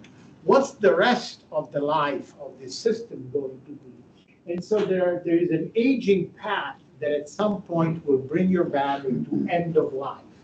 And how do you get to that? When will you be at that end of life? So if you are an automaker who is providing 7 years of warranty, 150,000 miles, or you just purchased a bus from an OEM and you know that you've agreed, this is for example, that the battery that they supply is good for 6 years, and then after the end of 6 years, they'll give you another battery, okay? Well, what if the battery doesn't make it to the 6 years? And this is a diagram, look qualitatively on the right-hand side. It's a qualitative diagram, but this is the loss of capacity in a battery. Is data, that very old data from a National Renewable Energy Lab. But the important thing is where you live, the climate, has an immediate direct impact on the life of the battery. So in Minneapolis, you might not like those very cold mornings in January, but on average, batteries in Minneapolis do pretty well. You move to Phoenix and you're out of luck, because if you park your car in the sun on one of the hot days that occurs in Phoenix 6 months out of the year at least, you can reach battery temperatures that could be up to 60 degrees C, okay, between radiated heat and... So the point is that a battery should operate within a desirable range of temperatures, and operating a battery under undesirable conditions. Temperature is one example, but state of charge is another. Operating very near the top or the bottom of the state of charge range also can age the battery. So the question is, how can you monitor batteries to understand how they're progressing in their life, and is there something that we can do to extend their life? So as I always tell the students when I teach this business of battery aging in class, stop drinking whiskey and smoking cigars and you live longer. That's sort of the idea of what we want to do with batteries. It's more complex than that, because the battery life cycle is part of a complex process where, yes, there is a lot of talk about recycling, but recycling is kind of the last thing you would do. You have to think about what would you do? Can you remanufacture? Can you repair? Can you regenerate? Can you swap? What are some of the other strategies that we can use to extend the life of the battery? So we think about all of these things, and I borrowed this beautiful picture, these two pictures from ARPA-E. ARPA-E just recently launched a program called Circular that covers the topic of the entire life cycle of batteries. What can we do to extend the life of the product? And it's complex, because some of the things may have to do with robotic and automated disassembly of batteries, so that you might replace components or remanufacture more easily. But today, when we build a battery, we spend so much effort making sure that those laser welded joints are perfect, right? Then if you wanted to take them apart, how do you do that? Lots of topics related to diagnostics. There's some really interesting research topics related to cell regeneration. Can you do something that gives some life back to a battery cell? And that depends very much on that. The topic of a project that is about to be launched, it hasn't been officially announced, but it has been approved by the FDA, and that I am already working on, is the idea of, practically speaking, how can you use data analytics methods to extract data from vehicles that are in operation, and we're focusing primarily on transit buses in this project, but this applies to passenger cars, trucks, electric tractors, you name it. And the idea is, how can you extract information from this data, aggregate and reduce the information so that it becomes practically viable for the operating personnel in a transit agency to use this information to make decisions about operating strategies in their buses, and also to understand and be able to predict the life of these batteries.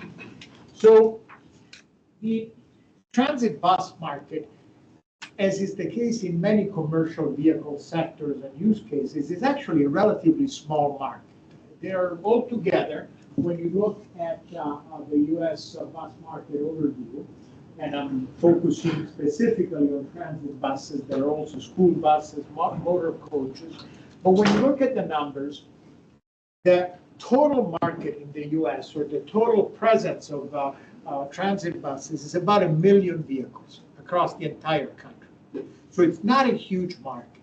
And of these, as of 2020, only about 5,000 of them, really a small percentage. It's growing rapidly, but only a small percentage of them are battery electric buses. So there is a lot to be learned, and it's a relatively small field, and the battery electric bus manufacturers don't have such a large volume of production that they can invest a lot of R&D capabilities. They may not even have those R&D capabilities into solving these problems. So we're helping the Federal Transit Administration, the OEMs, and the transit agencies to try to answer some questions that address, first of all, recognition that the life of these batteries is very much dependent on duty cycle, charging strategies, environmental conditions. And therefore, the expected life of a battery pack in a bus is really an unknown on day one of the operation of the bus. The bus test program that the FTA requires the OEMs to go through before they qualify for federal subsidies does some measurements on the capacity of the battery pack, but it does it when the battery pack is fresh. So they'll tell you, here is your bus, you have 200 miles of range. That's true today. How will that change over time? And so we are working to develop a tool for fleet operators to try to intelligently extract and reduce data to interpret it in such a way that it can be used to make intelligent operational decisions. And I will not bore you with a lot of details. I'm just going to emphasize that we use machine learning algorithms to do data analytics. And we're trying to understand how to extract the relevant features from data that is available on the CAN bus of the vehicle, right? You're going to have temperature, ampere hour, throughput, C rates, distance covered. There are all kinds of things. So the raw data is very complicated. Here is raw data for 3 examples. And these are 3 examples of 3 people who are using the same vehicle, but they use it in different ways. And customer 1 would have no problem getting 10 years of life from their battery because of their driving patterns. Customer 3, even better, okay, then still at 85% battery capacity after 10 years. But customer 2 has a very aggressive and significant commute every day, and that customer 2 will probably reach end of life for their battery in 5 years instead of the 10 years that the OEM would like to project. This is just for example, but what we're working on using these data analytics methods is doing capacity prediction. So the first step is understanding what the state of health of the battery is today. The next one is capacity prediction. How will this battery degrade under the use conditions that are being that the vehicle is being used in? And the good news for a transit bus is that first of all, they operate in the same geographical setting, and their duty cycles are much more predictable than would be the case for a passenger car, for example. So there are some advantages. And so how can you forecast the future behavior of this battery?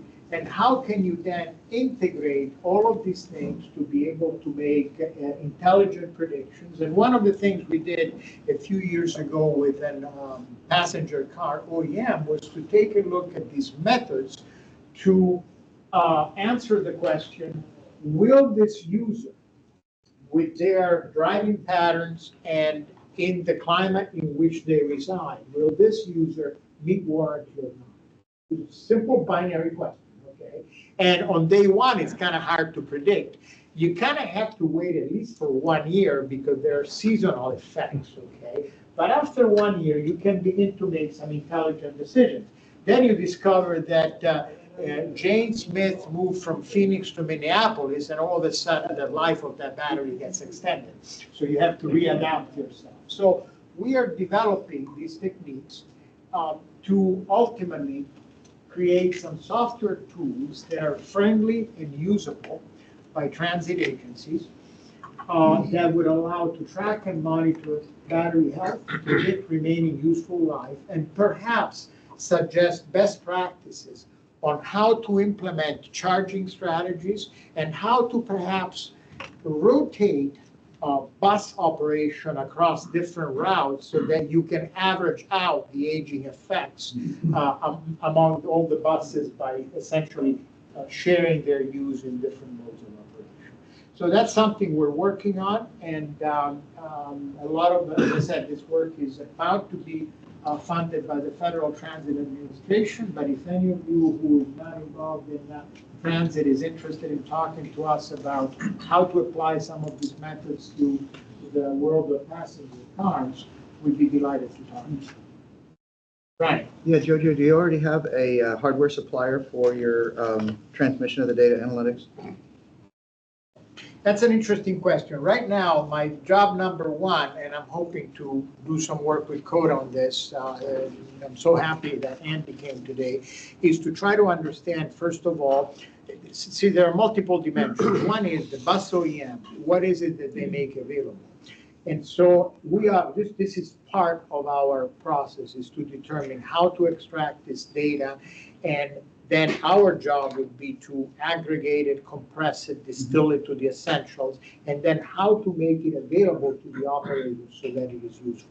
So the answer to your question is not yet. We're sort of making, so if you have any suggestions, we're happy to talk. Yeah, we did this with BYD and CATL in China. I understand your role in that SAE battery. Yeah, we have the hardware. We built the hardware for the first buses. Let's talk some more. And the other thing is that there is a larger effort to collect data from transit buses through an app. There are ways to obtain that data. There is an app called Veracity, and we're trying to figure out how to get connected to it. Okay. So we'd love to talk more about it. But the next step now is to turn it over to my great colleague, Cam Racy, who's going to take it over from here and tell you about two big projects.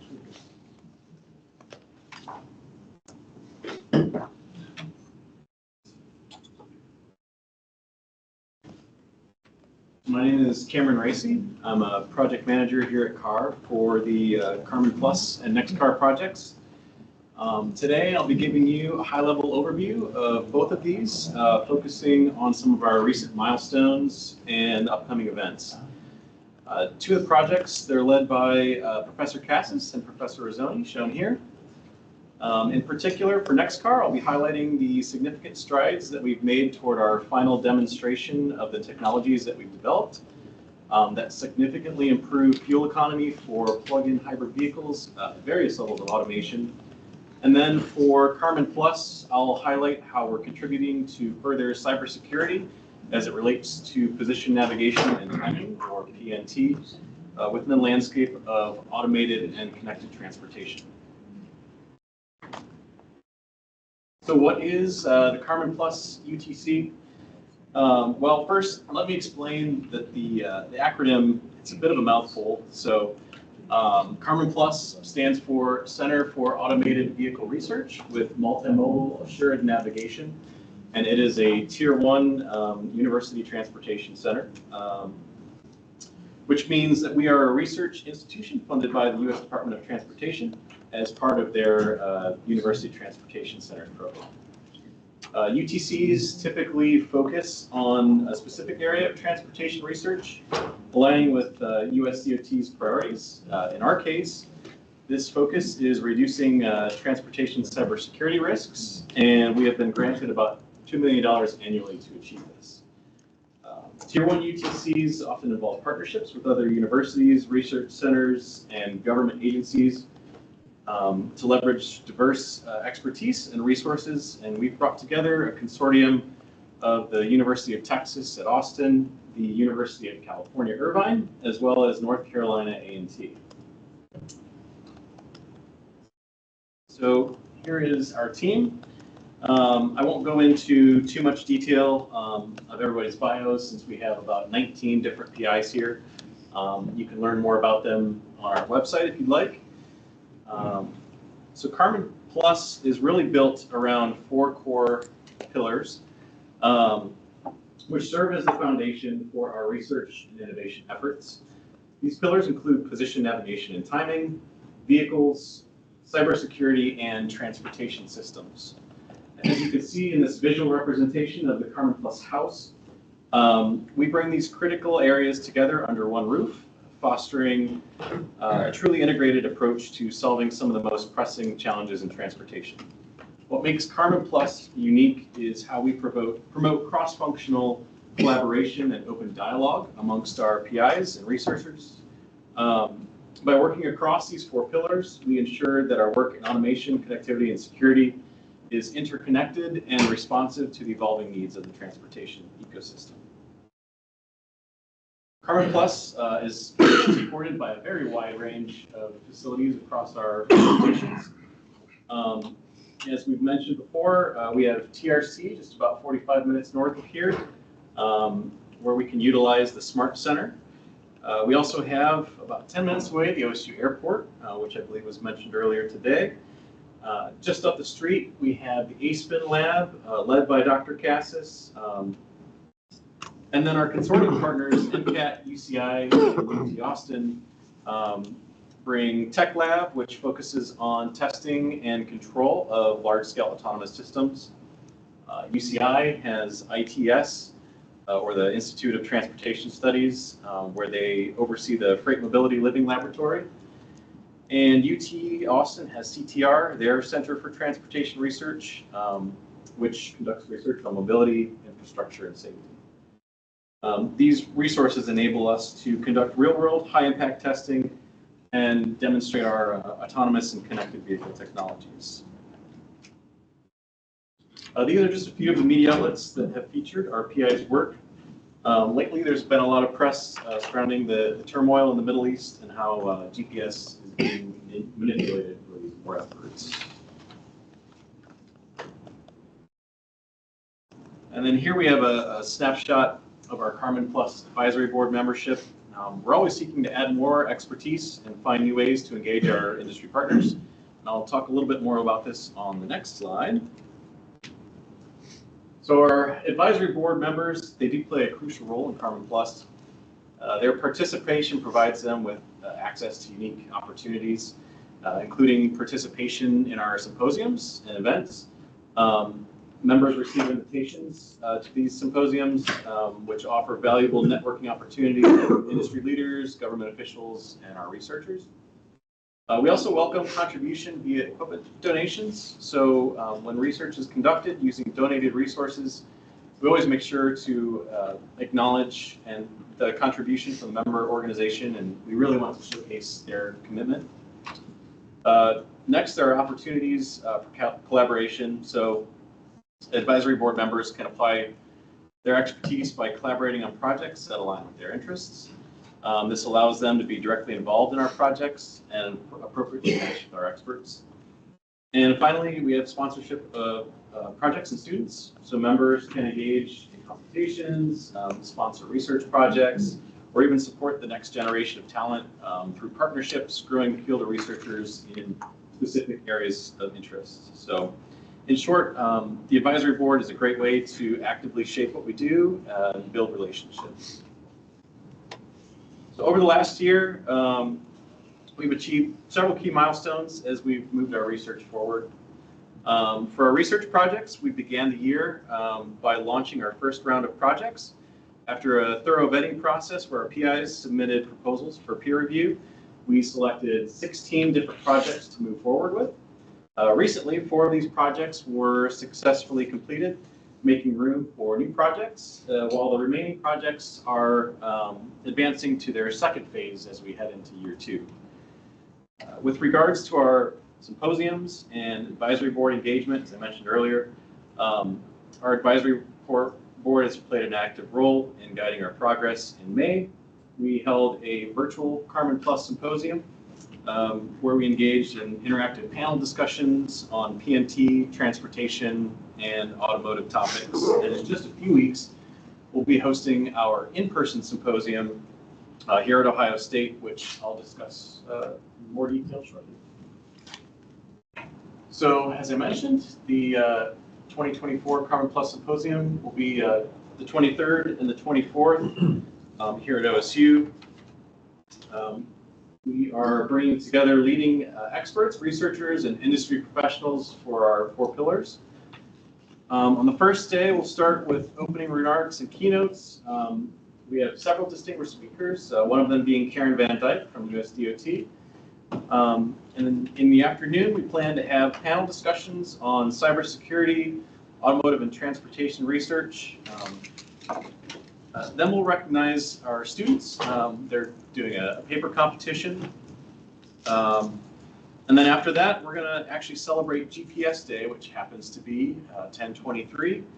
And the reason it's 1023 is it's a tribute to the foundational 10.23 megahertz frequency that underpins all of GPS and GNSS technology. So we'll have some poster presentations for that and a little bit of cake to celebrate. So, and then to end the day, we'll do a tour of CAR and the electroscience lab down the road. And on the second day, we're going to feature a few more tours. We're going to head to TRC, and we're also going to do a tour of the airport as well. So This will be a unique opportunity to network, and we invite all of you to attend. And if you'd like an invitation, just contact me at racy.13 and I can send you that. So next, I'll get into NextCar 2 a little bit. So for those of you who aren't super familiar with NextCar, I'll just give a general synopsis. So phase 2 of NextCar began in 2021. It's a $5 million DOE RPE initiative to optimize fuel economy in connected and automated vehicles. CAR's initial project, phase 1, demonstrated a multi-horizon vehicle dynamics and powertrain control optimization algorithm that improved fuel economy on a light-duty vehicle by more than 20%. In our current phase, OSU, Borg Warner, and TRC have integrated advanced system-level optimization and control technologies for a plug-in hybrid vehicle, in our case, the 2021 Chrysler Pacifica, which has level 4 capable automation, demonstrating energy efficiency by more than 30% this time over a representative baseline. We are now in final preparations to demonstrate our intelligent driving to government industry officials during what they are dubbing a field day that will be coming in this spring. So over the past 6 months, we've achieved several significant milestones. Firstly, we're nearing completion of our vehicle integration testing, which was essential to demonstrate this 30% improvement in fuel economy over a baseline. This rigorous process involved our team spending countless hours on the high-speed test track at TRC, replicating a predetermined route through Columbus. This route, designed to mimic real-world conditions, included various stoplight phases and speed limits. We had to replicate this route on the 7.5-mile oval at TRC using only in-vehicle screens and driving cues, which was a bit challenging. But after safely achieving this, the team replicated the process multiple times to gather some statistically significant results. Following this, we programmed the autonomous systems in the vehicle to follow that same route using the optimizer, again, repeating this process in order to achieve that statistical significance. And for more detailed results, I would refer to our researcher Dennis Kablama or Professor Rizzoni, but I can confirm that we have successfully demonstrated the feasibility of the 30% improvement. So additionally, we have made some upgrades to our van sensor suite in preparation for field day. These upgrades include different cameras, LiDAR, and radar units to enhance our interaction with the infrastructure during the event. We have also acquired a City of Columbus spec traffic light rig, and this will help us verify our V2X communications and other communications such as our cameras, traffic light signal and phase detection. Lastly, with ARPA-E selecting the American Center for Mobility in Michigan as our field day location, we have established a working relationship with them and their partners for field day. And I'll discuss this in a little bit more detail on the next slide. So ARPA-E announced that in spring 2025, all 4 NextCar teams will participate in this field day at ACM, which is up in Ypsilanti Township, Michigan. This event's going to feature things like virtual reality elements to give attendees a realistic experience of how these technologies will perform in the real-world scenarios, including simulated traffic conditions. It will also provide an opportunity for the teams to showcase their energy savings measurements, explain their utility, and demonstrate V2X technology. As mentioned previously, we are collaborating with ACM and their partners for this event, and some of those partners include NREL, who is going to be responsible for scenario creation, energy data collection, and measuring energy savings. MTRI, which will be handling the virtual simulation portion of this. Leidos, who will be establishing the V2X communications. And overall, we're just super excited to showcase the team's diligent efforts and hard work at this event. So to wrap us up, I just want to say that for both Carmen Plus and NextCar, we are transforming transportation through automation, cybersecurity, and fuel efficiency. Please reach out to me if you're interested in joining us for our Carmen Plus Symposium that I mentioned earlier. In person is definitely encouraged, but virtual options are available for limited portions of that. But I will say that you can't enjoy GPS day cake across a laptop screen. So, and then for NextCar, I encourage you to follow us on social media as we find out more about the Field Day event coming up in the springtime. We're super excited to show off our plug-in hybrid electric technology. So if anything I've mentioned has sparked your curiosity, even if you want to discuss anything else in more depth, I'd be happy to facilitate. So just reach out. Thank you.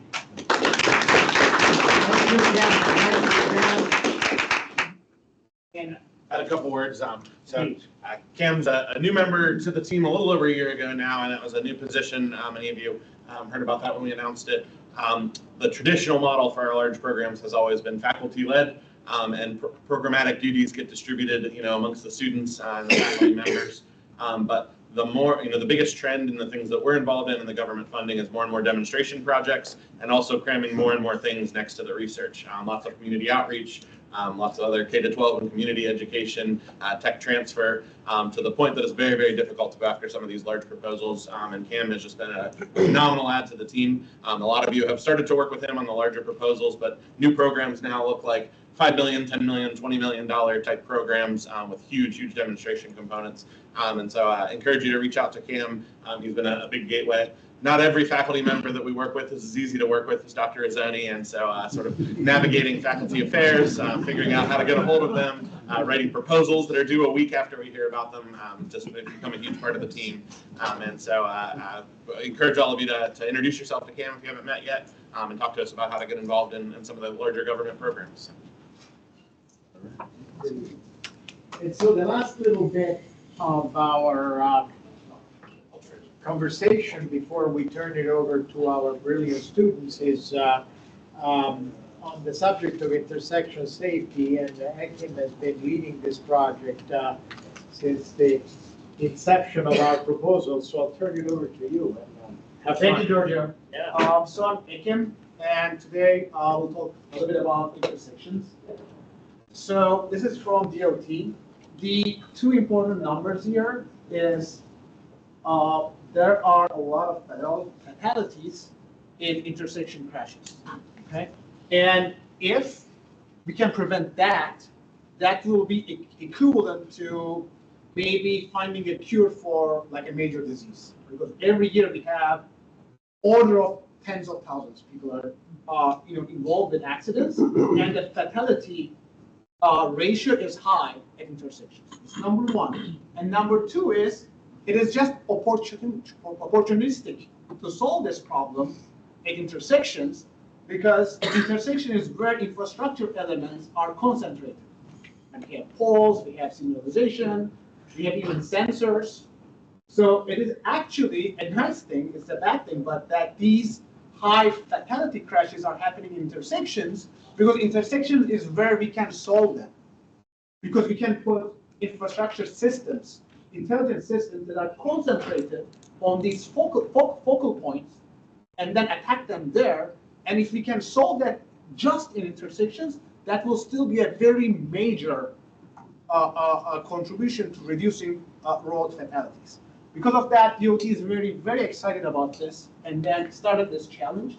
And we were awarded, because we were one of the 15 winners of the first stage of this proposal, where we proposed a system that built on 5 design pillars. Right? So what we are saying is we need to develop an intelligent intersection safety system to increase safety of all road users, which includes vulnerable road users especially.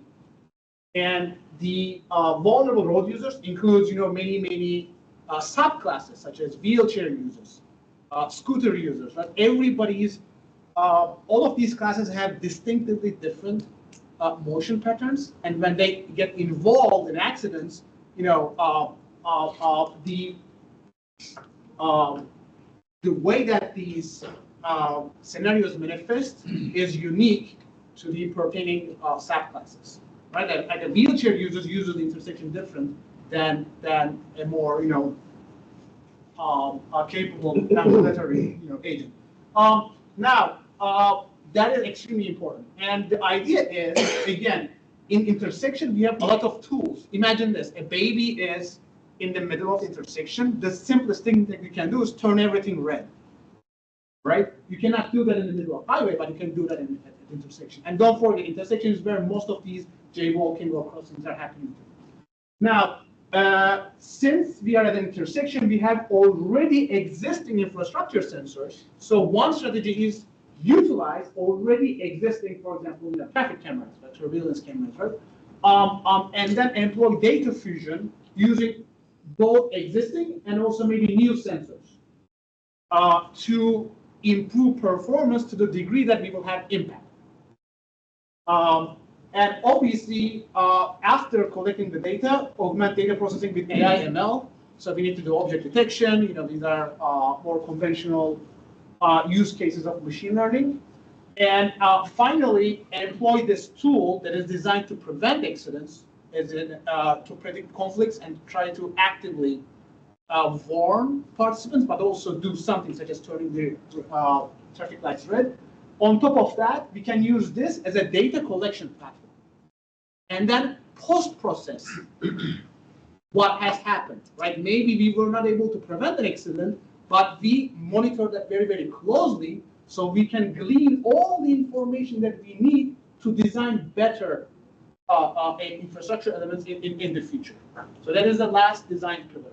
And our proposed system on a very high level looks like you sense, you detect all objects of interest in the scene. We do some prioritization with respect to risk level because of the real-time compute requirements. We predict the movement of all participants, and then we do a scenario evaluation. If any of the trajectories gonna conflict between, let's say, a vulnerable road user and a vehicle, and if so, we consider both connected and non-connected users, right? If you have a cell phone, or maybe your vehicle can receive a C2X message, we imagine this. Imagine you are approaching to an intersection, and then a system detects a wheelchair user is trying to cross, and then we send something akin to a Amber Alert to everybody in the vicinity. Okay, on top of that, maybe depending on the severity of the situation, we turn the traffic lights to red. Okay, now there are practical considerations. For example, if you give too many false alarms, the society's trust into the system will decrease, people will start adhering to rules. But at this stage, we are more interested in trying to make this work in real time. Anyway, we send wireless signals to connected users. At the same time, we store the data because we have limited data storage capabilities according to scenario evaluation. Right? If this is a risky situation, store it. And then also, depending on the scenario, maybe if we control the intersection, that's where being proactive comes in. And at the same time, we give a visual audio alarm, right? Both with audio component and also visual component. The idea is not everybody is connected, so you need to do something. And that will be, the high-level overview of a smart intersection safety system. Now, the Ohio State University Center for Automotive Research was one of the 15 winners of the first stage. There were over 100 applicants to this project, and we were one of the 15 winners. And everything that I described so far, it was the stage 1A, the concept assessment. And in the previous advisory board meeting, I gave more details about this section. Now we move to stage 1B. Now DOT collected all these concepts, and what they're saying is, okay, these concepts are cool. However, the first step is to assess the feasibility of the fundamental technology lying as shared across all these proposals.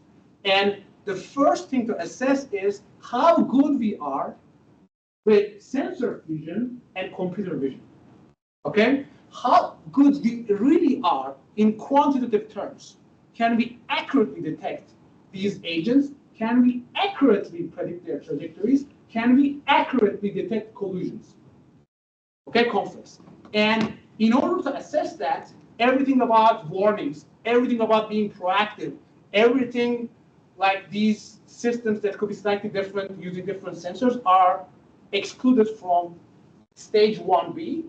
And stage 1B, DOT says what they did is they collected their own data in one model intersection at their institution and shared the same data to all of the 15 teams and just focused on camera, LiDAR, and radar. And then they created multiple scenarios, including vulnerable road users and vehicles. And then they asked us, develop your algorithms and submit the results that you have. And we're going to compare you to your competitors. And if you're in top 3, you'll win. Okay, so that's where we are right now. And this timeline looks like we finished planning and developing everything. Actually, we are right now here. They released the test data. So the idea is they first gave us training data. We developed our systems by looking at the unique components of the intersection. We looked at the sensor modality. We fine-tuned our proposed systems. And then they gave us new data, and in 72 hours, we submitted our results. And there are people like, for example, the kid is out there.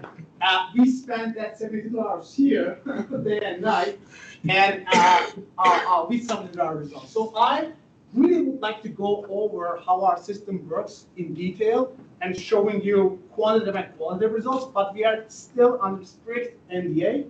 However, that strict NDA will end by January 2025. So when you come here next spring, you will see all the cool results, and hopefully we will be one of the winners. We'll see.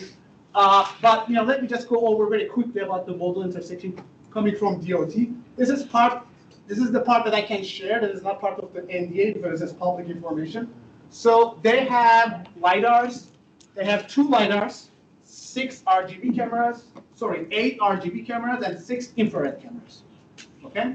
And they also have the signalization information, and that's it. They have more sensors, but they have not gave us, like such as the GPS coordinates of the test vehicles, right? They're keeping that. But this is how it looks like. So they tried to come up with complex scenarios where you have multiple participants, such as passenger vehicles. You see here a dummy cyclist. You see there a vulnerable road user with a stroller. And you can see how, when it is dark, even for human eyes, it is difficult to detect. But it's a challenging project, but don't forget we have multimodal fusion techniques. And the idea is 3 major tasks: detect everybody, track them, predict their trajectories, and see if there's any conflict. Now I will show you our results. So this one, I cannot show you the video component because that will violate the NDA, but I just shared the processed version of it, but it shows in real time. We can actually, we do a couple of things. I'm not going into too much detail, but we do both 2D and 3D. We use both RGB and camera, and then we use various sensor fusion techniques. This is called early, mid, and late fusion when you have point clouds and images. Point clouds have coming from LiDAR. The main advantage of it is it can see in the nighttime, okay, because it's an active sensor. It shoots laser beams because of that, and also we get that information. However, the point clouds are very sparse, as you can see, right? That sparsity is completely alleviated in the image domain where we have dense information. So the idea is this. I'm going to give you a very high level. You can recognize objects better with cameras. You can tell if somebody is a wheelchair user or a vehicle. However, you cannot tell them exactly where they are, or if it's nighttime. you cannot predict their 3D location. With LiDAR, you get laser accurate, like literally laser, accurate 3D information, but usually, as you can see, since it's too sparse, you cannot recognize the object, cannot tell whether this is a vehicle or this is a pedestrian or not. I mean, you can, but your accuracy drops. So we built a sensor fusion system where we can get best of the both world results. And we actually did a couple of interesting things like detection consolidation, because we have multiple sensors, you need to consolidate into one final hypothesis. And we employ that for trajectory prediction and collision detection. And qualitatively, our systems work, and we summarized our results. And now we are waiting for basically the evaluation to end. I'm going to give slightly more details about each individual component, but I will try to limit it in 2 minutes. One of the core aspects is LiDAR-based 3D object detection. This is a very well-studied field. The particular challenge we were facing was lack of large training data. Okay, so in intersection, because of the placement of the sensor and the type of the sensor, we were not able to use publicly available large data sets. Because of that, we had to be a little bit more innovative and utilize the most recent advances in machine learning and build a new self-supervised LiDAR-based 3D object detection pipeline. The idea is, the main idea, I'm not getting too much detail, is use at least 2 consequent frames and train a backbone whose job is try to predict 3D flow estimation. Which means, because if you can solve the problem of how points moved in spatiotemporal composition, that knowledge will translate to recognizing objects such as pedestrians and vehicles too, because vehicles have certain movement patterns. And we actually published this by showing that this is doable with public datasets. And now we are using this technique with the IST data. Also, the more conventional object detection, semantic segmentation, instance segmentation, and 3D object detection tasks are more or less, there is no major innovation there. It is how well we can implement those things with the data that we have at hand. But our previous systems for trajectory prediction, to be honest, like everybody else's, work well enough, right? Because these vehicles and pedestrians are not that, predicting their behavior is not that difficult if you have perfect perception. But usually the problem comes when you have partial occlusions, when you cannot observe them for a prolonged amount of time, then the trajectory prediction becomes very difficult. Because of that, the last part of it, again, I'm not going into too much detail, is when we talk about sensor fusion, it's not just a spatial problem, it's a spatio-temporal problem. Because imagine trying to understand what's going on in a volume across time, okay? And the second aspect of this is each sensor, like the point cloud coming from LiDAR and camera, has different sampling frequencies to make things a little bit more difficult. So therefore, you need to be a little bit clever about how you use information coming from both LiDAR and camera. And in our case, we did something called mid-fusion. So they basically do object detection separately, but then use the features that are learned through this process and fuse them in a spatio-temporal alignment neural network and train that end-to-end. And we show that actually that improves results significantly. So to conclude, we propose an intelligent intersection safety system. We developed various data fusion methods that are particularly tailored for this challenge. And now we submitted our results for phase 1B. And we are still under the NDA, so I cannot show you, a lot of cool videos, but hopefully next time when you're here, there will be more eye candy. 6 months it may be possible to show that. Thank you very much. Thank you so much. David, I'll turn it over to you for this part. Why don't you become MC? Yeah. So, This is one of our favorite parts of the entire year. So here in the fall, we get to look back at all of the student competitions over the summer and all their trials, tribulations, and this year quite a few successes that we get to announce. So most of you are pretty familiar with the student competition teams, but for the couple of very new faces in the house, we operate 7 residential teams here. This is a partnership with the College of Engineering. These are really COE student experiences, and for more than 25 years, they've been housed here at CAR. So we've collected all of the mobility-related projects, and I really like to think about the building as sort of a tech incubator. What happens is we have lots of staff, who you'll hear about in a bit, faculty advisors that sort of mentor the students, but these, unlike the research programs you heard about this morning, really are student-led competitions. The students basically run small businesses. They have to decide what they're going to do, how they're going to do it. I always tell them when they want to launch a new project, there's a few things we have to talk about. Does it relate back to mobility? How can you do it safely? And how are you going to pay for it? If you can answer those 3 questions, we at least have a conversation about bringing you into the building. But as you heard this morning, more than 300 active students volunteer and work with these programs.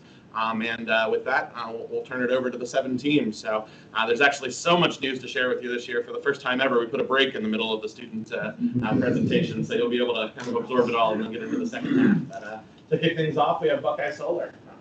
Come on up to the podium, James.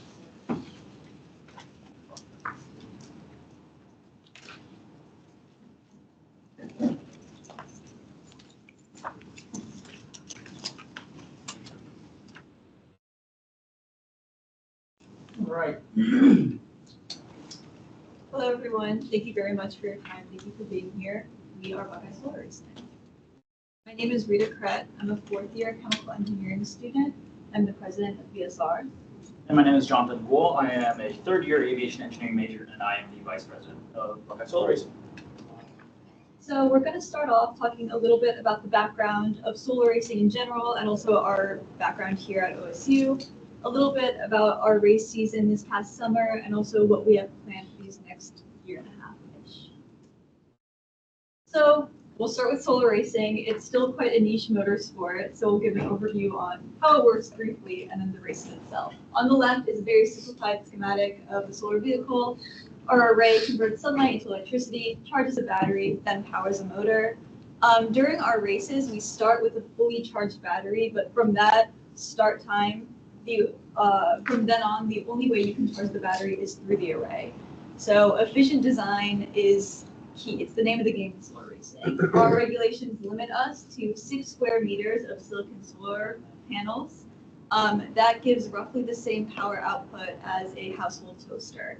Through efficient design, designing a car with really low drag, competitive teams can use this power and turn it into a car that goes highway speeds and over. So you can find collegiate teams across North America racing in 2 main races. The first, the Formula Sun Grand Prix, is a 3-day closed track style competition.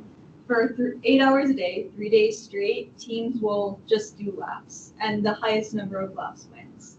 If you do well enough in the Formula Sun Grand Prix, you qualify for the American Solar Challenge. This is an 8-day, 1,300-mile long road race across open roads in the US. Students will wake up in the morning, get their car and their array in the perfect position to charge for an hour while the sun is still low. And then as soon as it's high enough to race, they race for 10, 11 hours until the sun starts to set again. They set the array down to charge, and they stop at the side of the road and camp for the night and restart again. It usually also follows a historic trail. I think this past year it was, the Trail of Tears and the Oregon Trail. So nice way to see the country too. The international top level tier of solar racing will race in the World Solar Challenge. So you have teams from Asia, Europe, across North America, racing for 8 days across the entire continent of Australia. It's quite grueling, the terrain, as well as coming up with any even the operational challenge of just shipping the solar car over to Australia gives me a headache. I think I see it in our team's future, but for now, one of our main challenges was getting to our first race. Little brief history on Buckeye Solar Racing. We're still quite a new team here at OSU. We got our real start in autumn 2022 when we received a vehicle donation from Western Michigan University. You can see it's the yellow wrapped car up on top. From then, we only kept the array, the solar array, sorry, the aeroshell and the suspension. Everything else from the motor to the battery pack to the chassis and roll cage was our work designing and manufacturing. We raced that in 2023. You can see we gave it the Ohio State makeover, and then again in 2024. Going into this past summer's race season in the Formula Sun Grand Prix, we made 3 main changes going in. The first key improvement was the solar array. By the time Western Michigan donated their car to us, and this was the array we originally raced with in 2023, the array was more than 8 years old. So it was quite old. It was housed in the garage student projects building back there. People loved to come up and draw smiley faces in the array. There's always dust. It had been pretty degraded. We noticed this immediately in 2023 that our array was the #1 thing holding us back compared to other teams. So going into this summer, we needed to replace the array. That was our #1 priority.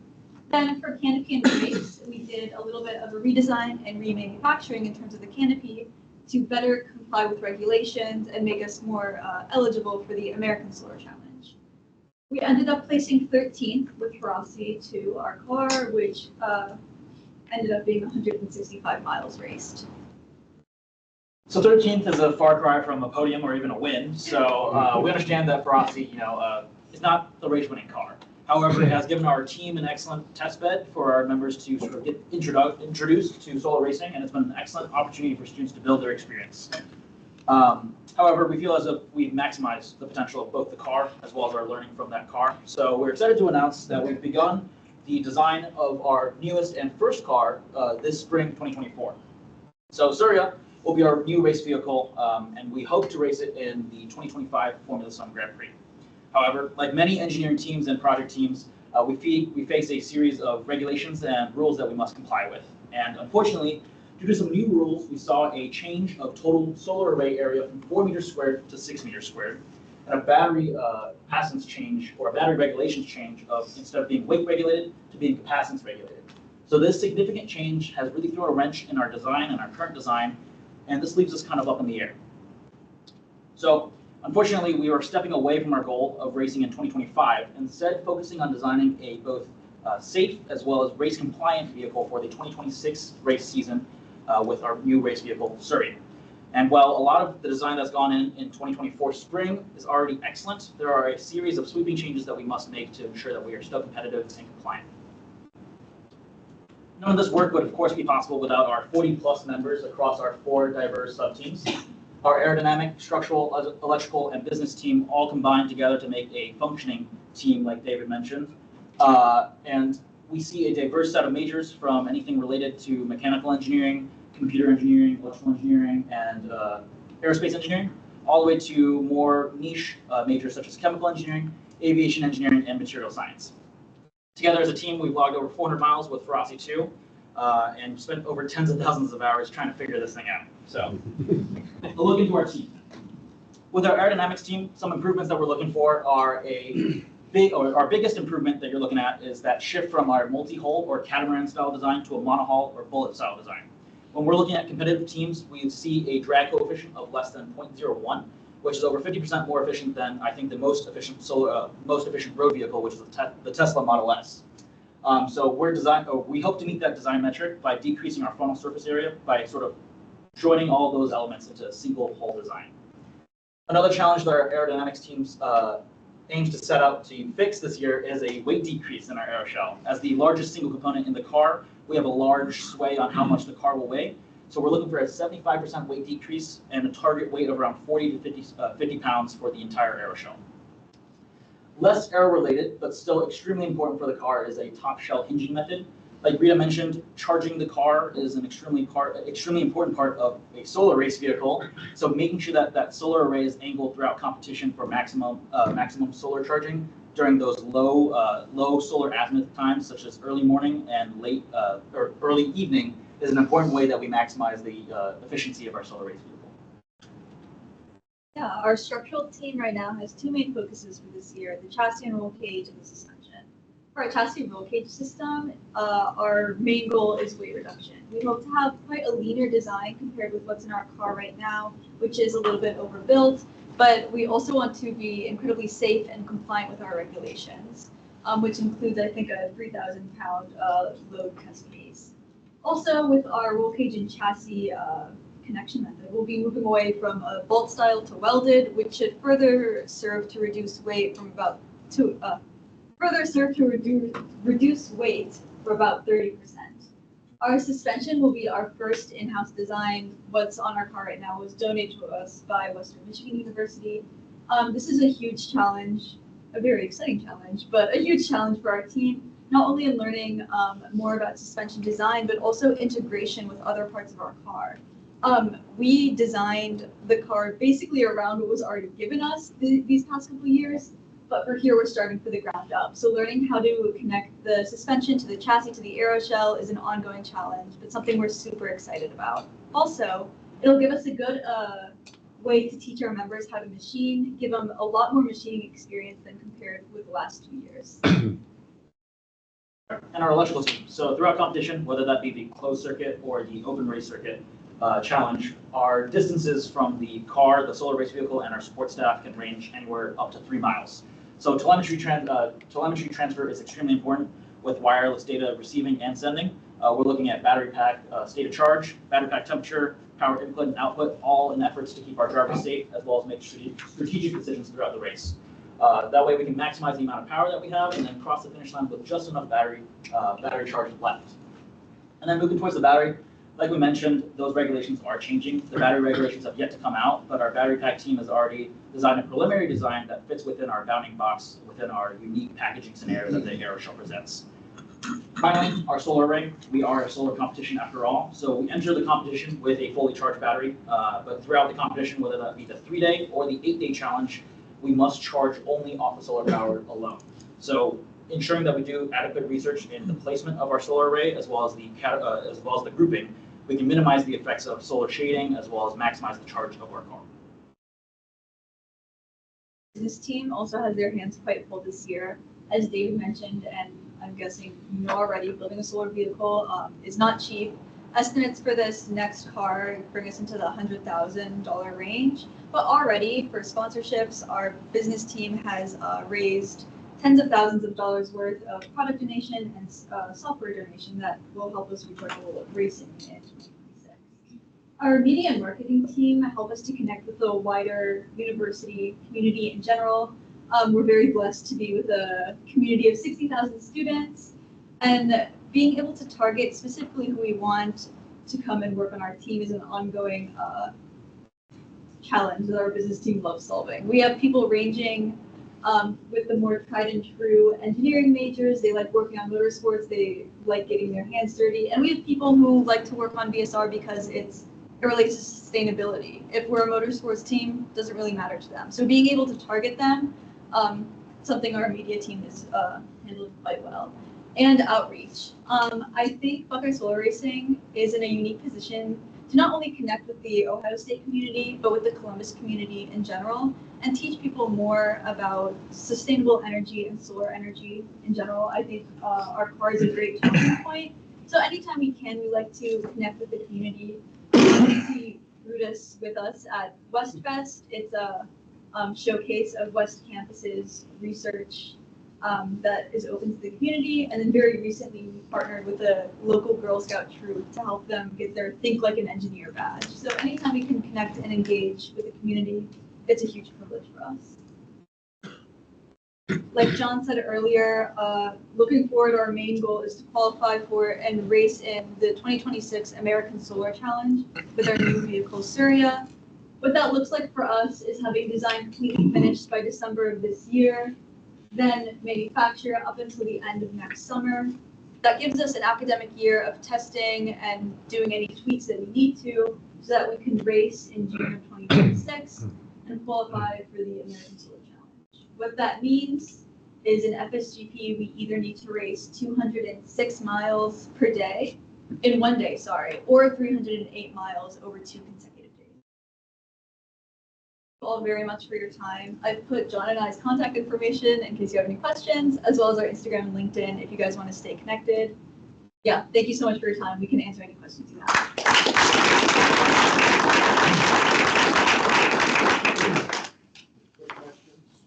What are you using for wheel bearings?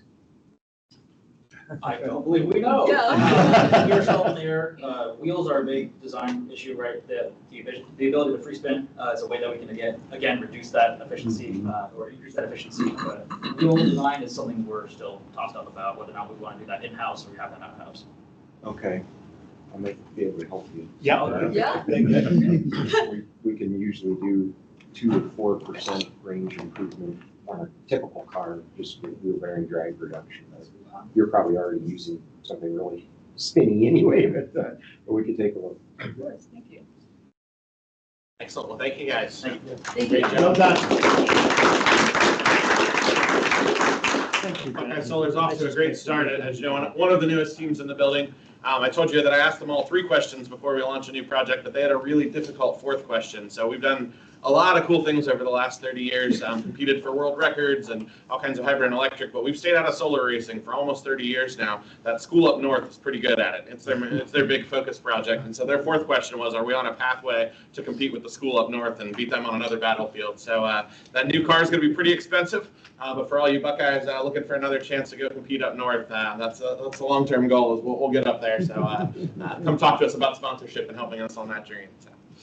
Up next will be the Battery Workforce Challenge. This is officially our newest project in the building, a collaboration through the Department of Energy and the ABTC competitions in its newest form with new partner Stellantis on that. And you'll hear from David and the team about an amazing first year for BWC. Thank you, David. Thank you all so much for your time today. David did a fantastic job introducing us, but my name is David Delisle. I'm the project manager for our team. I started this position back last year in autumn, and I started Ohio State School here in 22, and I'm very much so loving my position. Hello everyone, I'm Sumiran Meister. I'm a new grad student who started this autumn actually, and I'm currently the engineering manager for the Battery Workforce Challenge. So we have a very brief overview of the competition and what is going on with the current year and what's going to be upcoming with us with our engineering goals for a year or 2, but also a quick overview into our team structure, our demographics, a bit into what's upcoming with our personal team goals, as well as a little bit of a retrospective about how we performed in year 1 and some of the great things that have come. So for those who don't know, we are an advanced vehicle technology competition. For those who may be familiar with EcoCar, we are actually a sister program to that kind of system. So they get a cool Cadillac Lyriq. We get a Ram ProMaster EV van. I'm sure those who may remember that van is going to be very, very fun to work on and incorporate into the fleet of vehicles here at CAR. But with this kind of unique challenge comes to building a battery pack that can fit numerous vocations that this van could do. Part of the program that we had back in year 1 was a expo to show kind of a idea or a vocation of what this van could fulfill. And our team had the unique idea of doing a mobile repair service. So something like that can influence how a battery pack can be created, such as the power demands and everything that goes behind that. But that's with our collaboration with Columbus State. Their automotive technology students are so creative, so innovative. They help create these unique and awesome design problem solving essentially for this kind of engineering question with creating a battery pack for these locations. But nonetheless, when it comes down to year 2 and our focuses for this year, we're targeting a module design. What does that mean? So in year 1, we had our team building and structuring, creating for how we can create a project methodology and so forth, as well as identifying how the cells and the competition is going to work, how we characterize these cells, understand their modeling, understand their profiles, and then incorporate this knowledge into an eventual full pack design. Where in year 2, we're kind of doing that stepping stone, building the module of our pack, understanding the processes, the thermal design, the smart systems control, and putting all of this into a larger system eventually in year 3 when we build the pack and integrate it into that Ram ProMaster EV. But this is, of course, with the incredible organizers and competition sponsors of this kind of program. So with the Department of Energy, Argonne, and Stellantis, they're graciously putting a lot of backbone into this kind of competition with millions of dollars of funding into these kinds of efforts with sustainability. I'm not sure if you saw in the news recently, but the Battery Workforce Challenge program is something that's up and coming with different kinds of STEM and outreach, as well as incorporation of education in this area of the battery industry into more mainstream things in Michigan and around the U.S. in general. And Battery Workforce Challenge, our program here, is part of that, which is just really, really cool to see this kind of initiative grow. But this is also in conjunction with numerous different competition sponsors like Siemens, Analog, and Gamma Tech, among others. They're really graciously providing thousands of dollars of support to this program with software, product development, and product sponsorship to help our teams grow. Most recently, Samsung is one of the sponsors that's going to be donating cells for the competition. For those who may remember, we have the Samsung INR 21700. I'll talk about them a little bit later in this presentation, but they're very, very cool to be able to work with as a unique challenge to create a cylindrical cell-based battery pack. But of course, we're also expanding our team sponsors. As a new team, we're looking to grow our background with incorporating new designs and solutions, and therefore looking to help solve these problems and seek out support with both knowledge and other kinds of donations. So we're always looking to grow this list of supporters as we build our team throughout year 2. But we are one of 12 teams across North America, one in the state of North, of course, but it's also very international. We have 2 teams from Canada, Waterloo and McMaster, a couple of teams on the West Coast and the Southeast. So tons of really, really cool opportunity to see diversity in these designs and competition to help keep us on our toes for this kind of work. But I'll turn it over to Sumiran to talk a bit more of the technical aspects. Right, so the INR 21700G is the cell that we're going to be using. It's going to be supplied by Samsung SDR.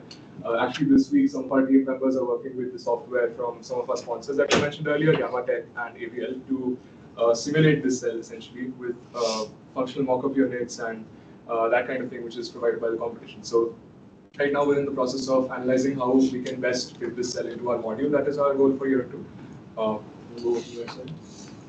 So again, the RAM Pro Master EV, this is a last mile delivery van, which is essentially what we're going to be getting along with the battery tray and the actual software and hardware that comes with the vehicle, minus the battery pack. So we're going to be designing everything around the battery pack in terms of hardware, software, and mechanical components with the cooling design. So that's what our aim is for the year and a half going ahead. And then the end of the competition would be integrating the battery pack into the vehicle itself. So the way we've structured our sub-teams in this actual project is these 4. So electrical hardware, mechanical hardware, software, and project management. David is our project management lead, and he takes care of a lot of the managerial side of things, making sure tasks are delegated well. We are on time to make our deliverables and things like that. And the other 3 engineering teams is what I'll be delving into on the next slide here. So mechanical hardware, we've listed down some of the things we're currently working with and concern ourselves with within mechanical hardware, but largely we work with the module design itself. So the cell configuration, the way we want to do our enclosure and the cooling plate under the module and things like that, as well as I said, the cooling and the simulation around actually making sure our battery is in the right temperature limits. Those are the 2 kind of large challenges with mechanical hardware. On the electrical hardware side of things, the battery disconnect unit, as well as the connections with the controller for the competition, which we're using, which is the Dana M450. These are the things that electric hardware will mostly be concerned with, along with, of course, working with the software team, which we'll see on the next slide. So yes, software largely will be concerned with writing the BMS algorithms and making sure that our battery pack actually interfaces in the right way with the software that's present on the vehicle itself through that controller that I mentioned earlier. Our software team is currently also working on cell simulation and making sure that the actual limits within which we're operating our batteries are right for the module. And recycling is kind of, we are currently in the process of identifying a leader for our recycling efforts, but it's not exactly a sub-team, it's more of a continuous effort that is encouraged by the competition across all 3 of the sub-teams that I mentioned previously. And this is to essentially make sure that our battery packs recyclable, like there's certain maintainability and repairability aspects to it, which can make sure that we don't have to throw out the entire battery pack if a few cells go bad, right? So that's essentially what we're concerned with in that regard. And a lot of the software that we'll be working with is also provided by ANL, very graciously, the Argonne National Laboratory, as well as some of our sponsors, which were mentioned earlier. So, yeah. So this is all, of course, with the goal of incorporating a lot of students, a lot of investigation, how we can put their talents, put their background into the best area of their interest. So like students that are really passionate about sustainability and recyclability, they'll find interest in that aspect of the team. But growing that kind of interest is our goal with creating the next battery industry workforce as a focus for this competition. But nonetheless, we've grown our team to about 27 students this semester, and that number is still trickling upward. We've certainly suffered recruitment and retention issues in the past as one of our primary challenges to overcome, but with this, we're growing our team and expanding to more and more areas, and we're actually seeing increases in our student count and our student involvement. So like with our female student involvement, we see an increase of almost 10% from our last year. We've also seen a lot more students from various ranges of countries, about 4 different continents. We also seen a lot of ethnicity within the team, which spurs a lot of unique discussions and insights on how we can improve our design.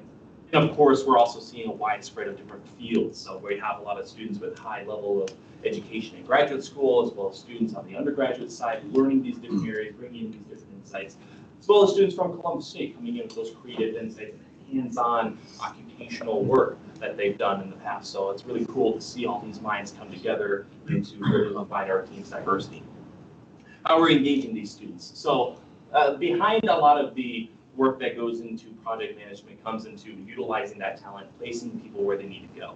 And with that unique challenge comes with how you can create a neat system to have a lot of closed feedback, be able to hear from students how they're doing, how they're working, and how we can incorporate better systems. That is a little bit what I'm trying to do with a hybrid methodology with agile and waterfall project management to help accomplish these goals. But with that, we also look at how we can incorporate students that have their own task ownership, be able to accomplish different goals on the team, like CADing a small project or to do a small mathematical computation. They take on this ability. They work with team leads like Sumi Rana or other team leaders in those different sub-teams, and to be able to grow their background and grow their confidence to do this kind of work, especially come into the industry.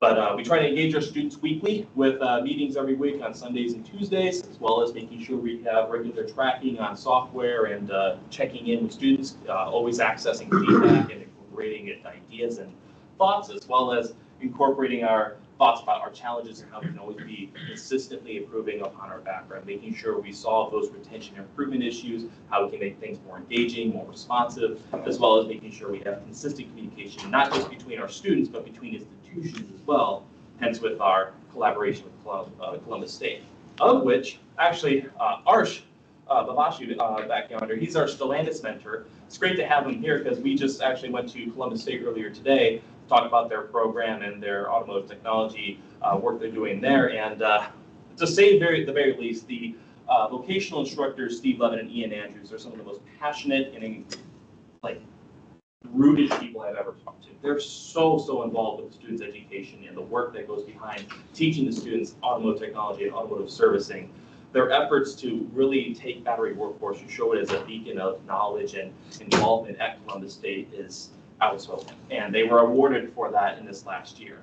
Among other great awards with our collaboration plan, our presentations that we had at Winter Workshop with the mid-year team status, project management, which was a very humbling thing to see this last year, that the efforts are constantly being improved upon and recognized for it, but also our cell characterization analysis and test plans showing that we really know our stuff when it comes to battery cells, that we're confident to dive into this kind of competition with this background to create these novel systems. So, and finally, we've placed second overall, 10 points shy of first. Colorado School of Mines got the competition last year, but we're going to be very 10 points out of 1,000. Yes. Yeah. Yes. Very small. Yeah, it's a very tight race. It was, I think, 37 points between the top 4 teams within this last year. So it was very close. But this fuels us for this next year to be able to take the gold.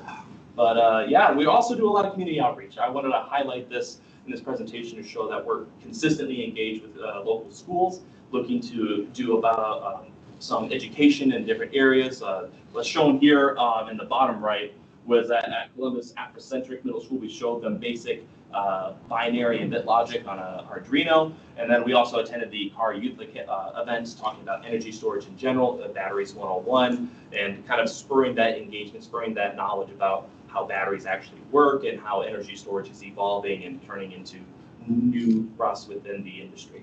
But yeah, there's also engagement with community leaders. Earlier in the presentation, you saw a photo of me with minority leader Russo and all the great work that she's doing with this kind of program. It's really cool to speak to these people, tell them about what we do, and to show a little bit about our program. So yeah, our next steps here is to really dive into the design and engineering of year 2 to create our module design by our design freeze in about mid-December, and then take that kind of design, create a prototype for it, and do a competition of that in May for our end-of-year competition. If some of you return for the spring EAB, I'm sure you'll be able to hear a more active update about how that progress is going, and as well as gathering into a bit more of our different areas with developing our workspace, developing our safety processes, learning high voltage electrical safety and teaching that to our students, and then continuing our knowledge sharing between institutions. So thank you so much for your time. I want to offer up any questions, if there may be, about our program and how we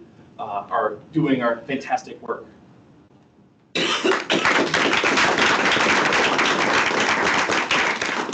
How many schools are in the competition? 12 university teams, each with their own institutional partners or vocational partners. The 12 is with partners? Yeah, so 24 institutions 24. In general. And any of them from Michigan? Yes, 2. There is Henry Ford Community College and University of Michigan. And we beat them. Oh. Very important. Question on STEM engagement. Are you looking for opportunities to go statewide with that? Oh, absolutely. Yeah. We're looking to expand everything in terms of reaching out to students and see how we can incorporate our knowledge base. So absolutely. Excellent. We'll talk about that. Yeah, one of the things we pitched, so this whole idea of partnering with a vocational school is brand new for the first time with PwC. The AVTC competition hadn't done that. When that requirement came out, we said, this sounds really cool, but we're like doing the engineering design of a battery pack. How the heck are we gonna, have this engagement? The second place overall was just an amazing finish, but I'll say we're even prouder of the work with the vocational school. In a matter of about 6 weeks, we went from who can we work with and how would we do this partnership to getting the DOE and Stellantis awards to be recognized as the best engagement, the best partnership, and the best faculty awards on both sides. Some credit for sure to the faculty advisor for the team, Dr. Matilda Darpino. But starting this thing from scratch, but also at a place that had 6 existing, highly active, electrified vehicle programs, and finding new groups of students, new engagements, new sponsors has been a big undertaking. When we signed on with DOE and Stellantis to do this, we had to come up with a near 7-figure package that we put together to support the students to launch the lab. We've done a lot of vehicles with sort of 5 kilowatt-hour size battery packs. We're about to do about a nearly 100 kilowatt-hour battery pack, and so this is just a whole new scale to doing batteries in the building and all the commitments to that. So it's been an awesome first year, and excited to see where they'll go. All right, thanks, guys. My pleasure to speak to you.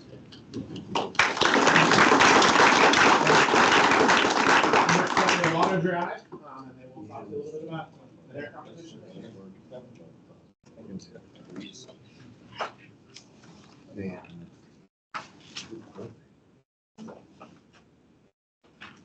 Hello guys, good morning. How are you guys all doing? This is Buckeye Outer Drive. We focus on autonomous vehicles. Just a little bit about me. I'm a 3rd-year math major. I know I'm not an engineer. If it's any consolation, I am doing a minor in computer science. Just a bit about me. I started off in the perception team working on AI models, then moved on to operations working as a project manager. I really fell in love with that work and I grew in that role. And now I currently serve as lead project manager of the team. So let's go to the challenge. So we take part in a 5-year challenge called the SAE GM Auto Drive Challenge 2. Over the course of 5 years, our team is tasked with converting a 2022 Chevy Bolt EUV into a fully autonomous vehicle, or level 4 autonomous vehicle, that's capable of navigating urban driving courses. We're currently going into year 4 of our competition, where we're focused on developing our secondary localization system and boosting the robustness of our existing subsystems. So a great way to see the evolution of the competition and where we're headed is to look at the evolution of our sensor stack. We first started off here in year 1 with just this blue cart here, not a cart. nothing close to a car. And we had one LiDAR, one camera right here. And the purpose of this was for us to first establish our foundational sensors and perception object detectors. In year 2, we moved on to the vehicle here, put on a LiDAR and camera, and added a GNSS or IMU unit. And just building the basic AV infrastructure on our vehicle. In year 3, we started moving to add more sensors, to add more capabilities to our vehicle. So we moved up to 4 cameras, 3 LiDARs, and also a V2X unit here and the GNSS unit. For year 4, we're considering adding more sensors, particularly within the front fascia, and maybe some in the back. That just goes to show you that as you're progressing, we're trying to improve the capabilities of our vehicle and try to reach that level 4 benchmark. So let's go into our competition. Our competition is split up into 2 categories, static and dynamic events. Static events, that's primarily our reports or any presentations that we have to give to the competition. And dynamic events, it's when our vehicle has to actually move and do particular actions. So we have the project leadership report, which is where we have to detail how do we use project management philosophies to manage and effectively lead the team to make appropriate progress and make sure that we're meeting deadlines. Mobility innovation challenge, this is a little different from the rest of the challenges in that it doesn't focus on how the team functions or the technical things or nuts and bolts of how things were put onto the vehicle, but we're actually doing research on how autonomous vehicles and society interact as a whole. So last year we had 2 really big projects that I'm really thankful that I got to be part of. One project was how could we use V2X technology to ensure that we can reduce congestion on the roads. The second challenge was how can we build some sort of software, some sort of technology to ensure that people with visual impairments can have better access to autonomous vehicles or use autonomous vehicles with mature needs. We have software requirement specification where we detail these are different requirements that our software stack has to meet. Concept design, we pretty much described the engineering process that we went through. What are the different designs that we consider, what was the data-driven selection process that we had to go through to get to those designs. We have the MathWorks simulation challenge, where we have to use Simulink to create a robust controller to navigate or complete various complex scenarios. And finally, probably the most important one of them all is the system safety and technical report. As with any autonomous vehicle, you can't just build a vehicle, put people in and be like, all right, yeah, that's it. You have to actually show that, hey, there's safety built into the system. So in the past 3 years, we've sat down and we've written out various safety requirements that our vehicle has to meet. In year 4, we're pushing to ensure that our vehicle, or show competition organizers that our vehicle meets those requirements. And in total, all static events, they're about 500 points. So now for the fun stuff, dynamic events. We have 5 dynamic events this year. We have the V2X challenge, where our V2X stack on our vehicle has to be able to decode the TIM message or traveler information message and ensure that the HD map on our vehicle is animated. And finally, we have the DIY course challenge, where we're given certain requirements and we have to build a course that meets those requirements and then show that our vehicle is capable of navigating that course. The 99% biofride challenge, this is very similar to, let's say, like a robo-taxi service, where we have to go to address point A, then we have to drop off the person at address point B, then we iterate through various, like 30 address points across our test course facility. Then we have the localization challenge, which is, this challenge is a little different in that we have our GNSS unit or GPS unit is attenuated, so we can't rely on it. So we have to use our secondary localization system, SLAM, to navigate through our competition course. And finally, we have the HMI challenge, where we have to create a user interface that's very interactive, intuitive. This year, we have like requirements where the driver has to very quickly enter and exit autonomous mode, and also be able to report the various statuses of subsystems and sub-modules on the vehicle. So all in all, that's 500 points for dynamic events for a grand total in year 4 for 1,000 points. The nice thing about our challenge is that our competition course is M-City, which is the University of the North's autonomous vehicle testing facility. Unfortunately, they're not part of our competition, but it's always great to show up, do really well on enemy territory. So let's talk about the team. So our team is broken down into 9 departments just because autonomous vehicles it's such a large topic. We first have the sensors team, which works on their sensors, processes that data. They hand it off to the perception team. This is the team that develops all the AI models, the object detection models. Based on the observations from the perception team, the planning controls team builds a controller to ensure that the vehicle does the appropriate actions when we need it. The vehicle integration team, they integrate that core pipeline, sensors, perception, and controller with the HMI. Hardware team, they manage any of our mechanical or electrical needs on the vehicle. Testing and pipeline team, they manage all our testing because with autonomous vehicles, you have to test the vehicle rigorously and ensure that your pipeline works cohesively. We have the safety department, which is very important. We want to ensure that there's the department that goes around and tells each department, hey, you need to add this code to check for this, or hey, here's this requirement. How do you plan to ensure that the vehicle or your module meets that requirement?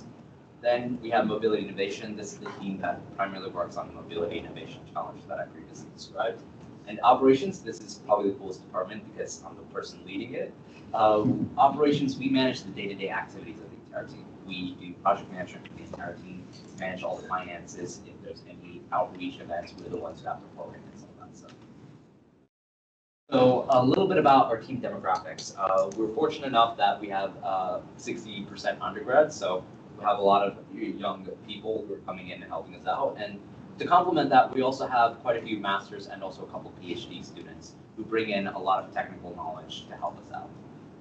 We pull from various disciplines, but primarily from electrical engineering, computer science, and mechanical and aerospace engineering. This year, our numbers swelled up to about 94 members, so we're really grateful for that. And 65% of those members just joined in August, so we're currently in the process of training them, and we're really grateful to have that fresh blood and the fresh ideas that enter our team. So this is our performance across the past 3 years. In year 1, we placed 2nd overall. In year 2, 6th overall, and in year 3, 4th overall. And we've had a great run, and we want to continue this on for year 4 and year 5.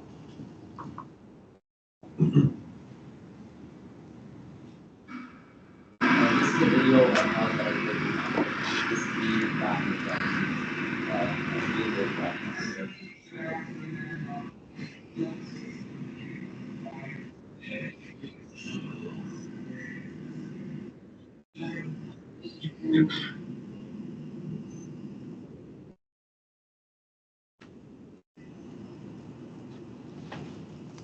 This right here is our HMI system. This is how I, as a driver, enter and exit autonomy mode.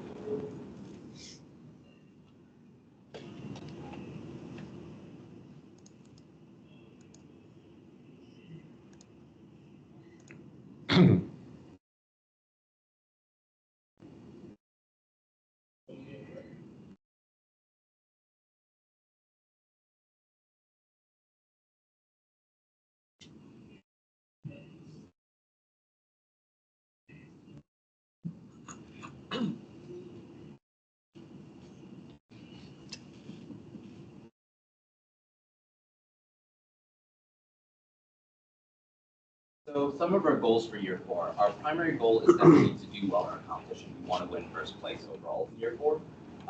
For our second goal, we really want to focus on completing our vehicle on time, definitely by our review date in May 2025. And our third goal, just because we have a lot of new team members, we want to nurture them, turn them into future team leaders, as well as engineers who join the workforce. Our design objectives, like I said, we want to focus on building out a very comprehensive and robust secondary localization system. We want to also ensure that the vehicle has safety in buildings, but increase the safety of it and show that our vehicle meets the safety requirements that we have in place. And finally, also definitely include create a very interactive and intuitive human-machine interface. We want to replicate the design principles of your Android Auto or Apple CarPlay. That's it for my presentation. Thank you all for having me. If you guys have any questions, I'll answer them now.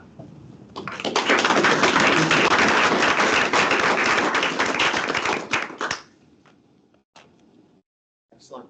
If I didn't say so already, you're all welcome during the lunch break, to come back and see all the vehicles. I think everything is on site here today. The students will be around and eating lunch with you and happy to show you their projects.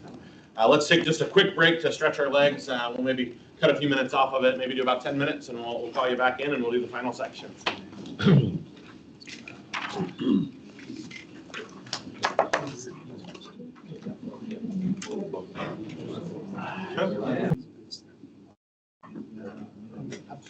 right, we're gonna go ahead and get started with the final batch of presentations before lunch.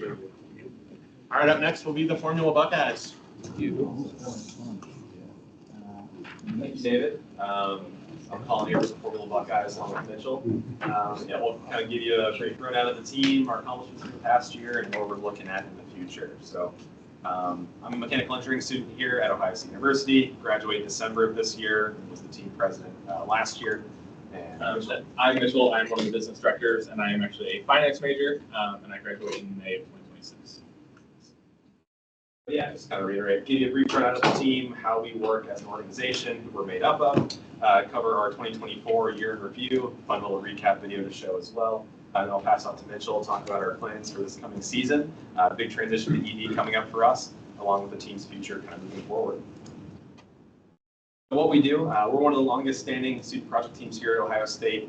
We've been around since the late 1980s and early 1990s. We're still unsure of the exact year that we kind of started as an organization. Goes back a bit before our time now. But yeah, we built and designed a small scale race car, as I'm sure you saw in the lobby this morning, and competing against 120 other universities across the country. Our events structure is based upon a bunch of static events that kind of test our knowledge as a team, everything from our engineering design, and actually seeing if we designed and built a proper race car from scratch. Our cost analysis, so were we efficient with where we got all of our parts, and if we're building a cheaper car that goes just as fast, it's always a good thing. Business presentation, so we're tested kind of as a small business. How are we able to organize and make a business case based on a Formula City program? And then efficiency, which is kind of based on some of our dynamic events, where we actually get to do race car things with our race car. We are tested on skid pad and Excel, which is your steady state cornering and skid pad, and just your kind of drag race 0 to 75 meters for Excel. And autocross and endurance are your more analogous to real world motorsport, your qualifying session and your race event. It's just a lap based event for endurance that roughly takes around 25 minutes. You're kind of graded on how long you complete that set number of moves. So as for our makeup, who we are, we've had a pretty large growth in members this year. Certainly the transition to ED in our prior year finalizing IC gained a lot more interest. So we have 175 members on the team right now, which is a very, very large increase compared to previous years. Still same number of people in leadership, around 20 or so folks here, and 11 sub-teams kind of splitting up the responsibilities and dividing our car into a bunch of subsystems that people have ownership of. Our team makeup, pretty split between mechanical and aerospace, 50-50 to the rest of the organization, so we're still heavily MAE. But that second half is made up of a big variety of engineering majors. Big interest in ECE for electrical side this year, especially going towards electric powertrain. Big computer science interest, along with welding, finance, and the other category, although large, is made up of a ton of different majors, everything from neuroscience to history, English, you name it, there's people in that category who are contributing to our team. And before I dive into the results for kind of our season recap, we set the goal coming from 2023. We finished third overall at FSA Michigan, which is our largest event across the board. 120 teams compete there from different universities. And we set the goal moving from that past year to last year to win. And we wanted to go out with a bang with our IC program and wanted to end on a high note and bring home some good hard work. Well, as you may have seen with the trophies out front, we did that a little bit more this year. We won overall at FSC Michigan, first ever for Ohio State in our 36 plus years of competing. And we took home a bunch of other trophies and hardware as well from the dynamic events and static events. So we were first overall, first in autocross, first in endurance, second place in acceleration, second place in business presentation, fourth place in design. And even all of our other events that aren't listed there, we had, I think, our highest skid pad score in history, just outside the top 10 in that. Our efficiency and cost events, which we're normally not the best in, we were the best 4-cylinder team in efficiency. Everything else is singles, which are more fuel efficient, less power. So we kind of made up some points there. And even cost, we were one of the better teams that are running a full carbon monocoque and everything. So we pretty much took our mindset of optimizing every single point that we could in 2023 and just executing well as a team to, okay, well, let's take that a step further and just fix all of our weak points and start to really hone in on a good car and a good team here. So super good there. It didn't stop there though. We have a couple of unofficial events that we always compete in at the end of the year. Pittsburgh Shootout's a big one for us. There's around 40 teams entered, and usually there are some of the best teams from Michigan that take their cars over. They're usually pretty fast and go and compete.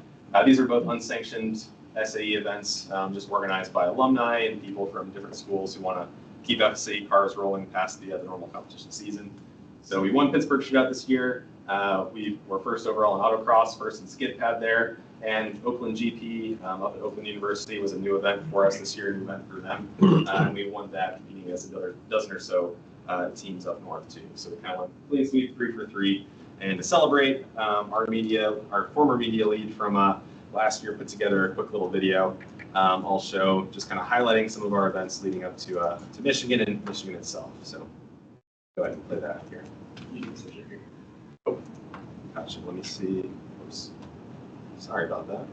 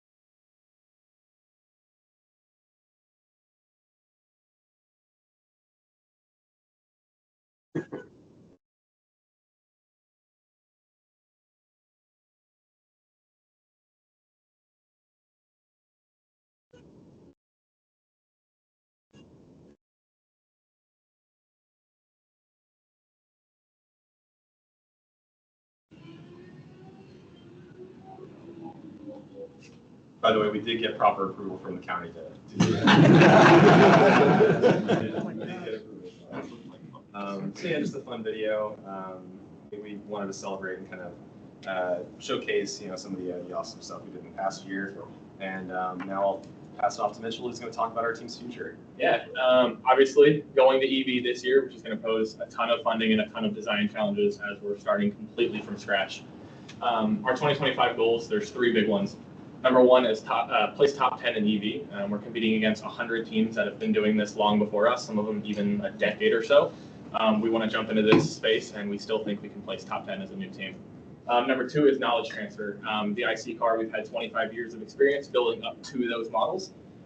This, we don't. We are starting from scratch. We are paving the way for the EV. So it's all about documenting everything for future generations after us. Number 3 is future design cycle plans. For the foreseeable future, EV is the formula Buckeyes, so we want to make sure we have plans laid out for the future years.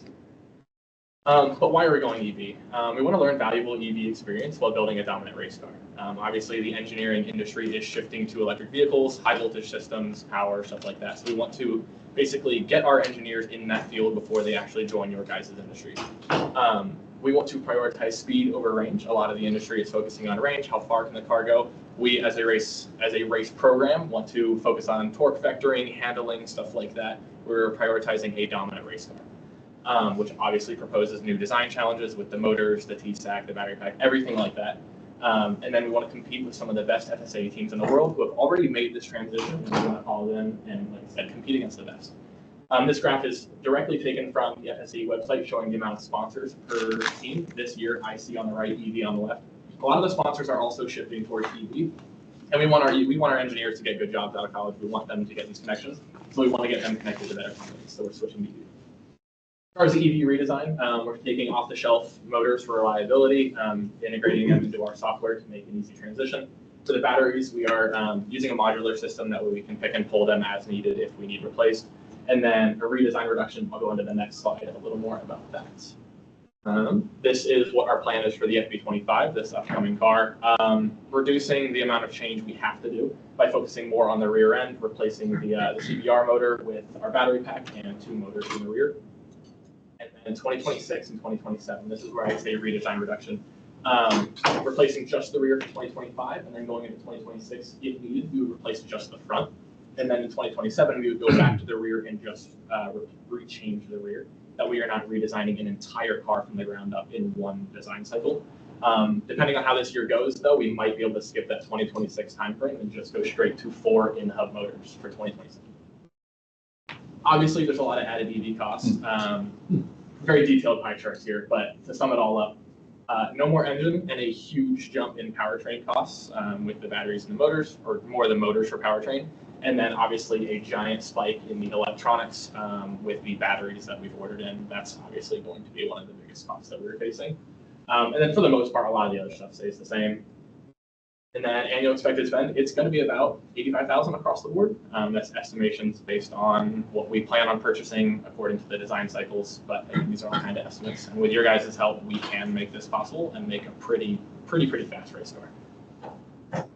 Thank you guys for all of your sponsors. We appreciate it all. Thank you very much. Happy to field some questions. Yeah.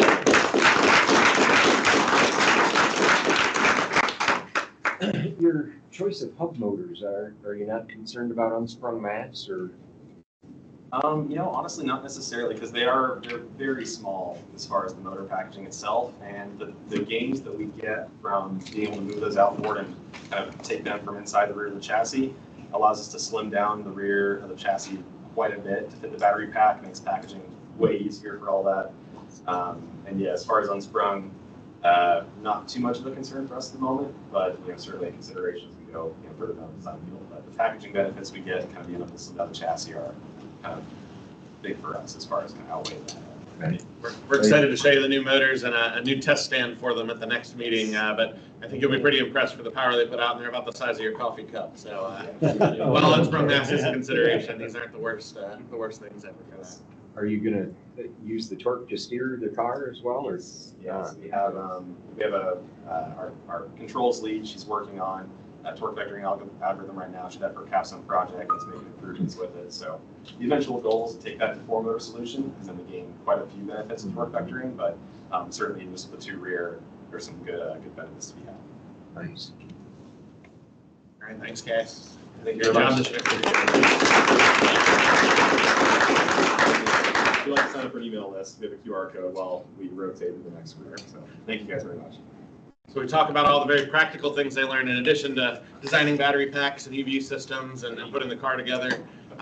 Very, very practical things I think you can all appreciate, like negotiating relationships with battery suppliers and multi-month, now multi-quarter delays. They had a pretty aggressive timeline for this year, and then we got into international contracts for both the battery and the motor supply team. And I can say the business team for Formula has completely led that process.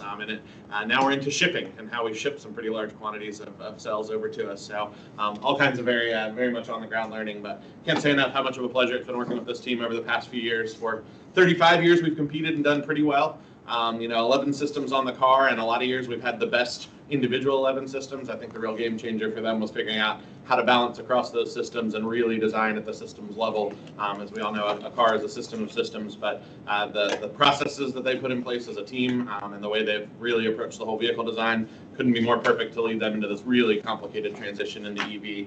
And so just couldn't be more proud of how they've structured the team in advance.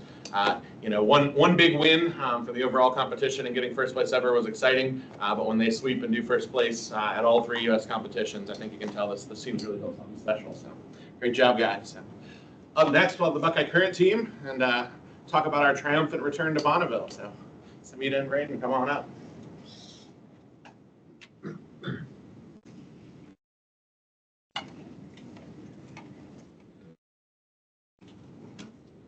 Thank you guys for your time today. Really appreciate it. We're the Buckeye Current team. We build electric motorcycles in the under 100 business racing. I'm going to kind of give you an overview of what that looks like at the Ohio State University.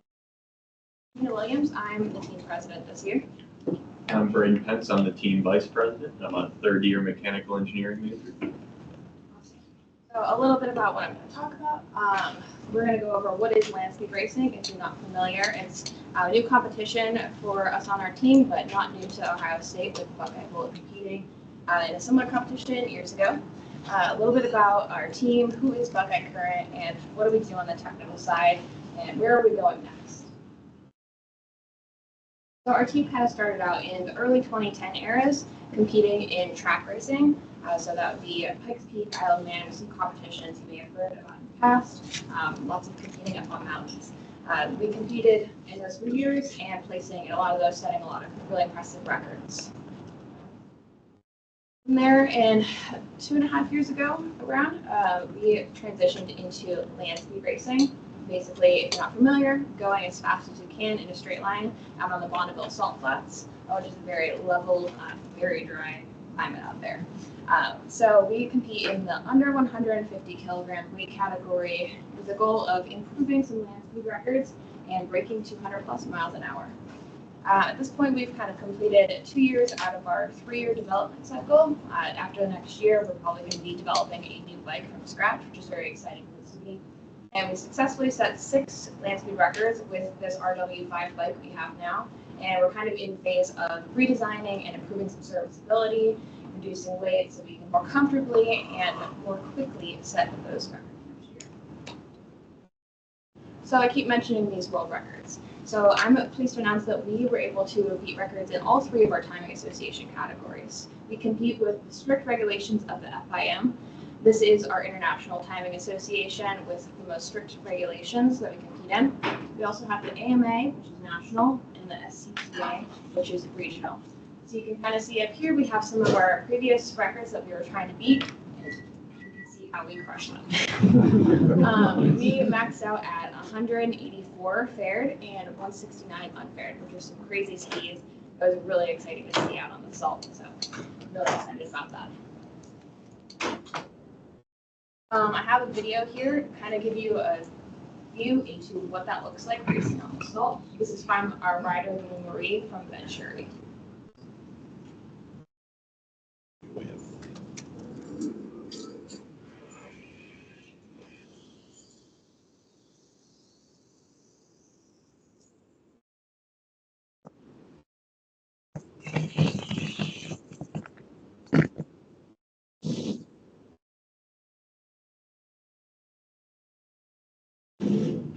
So a little bit about that video.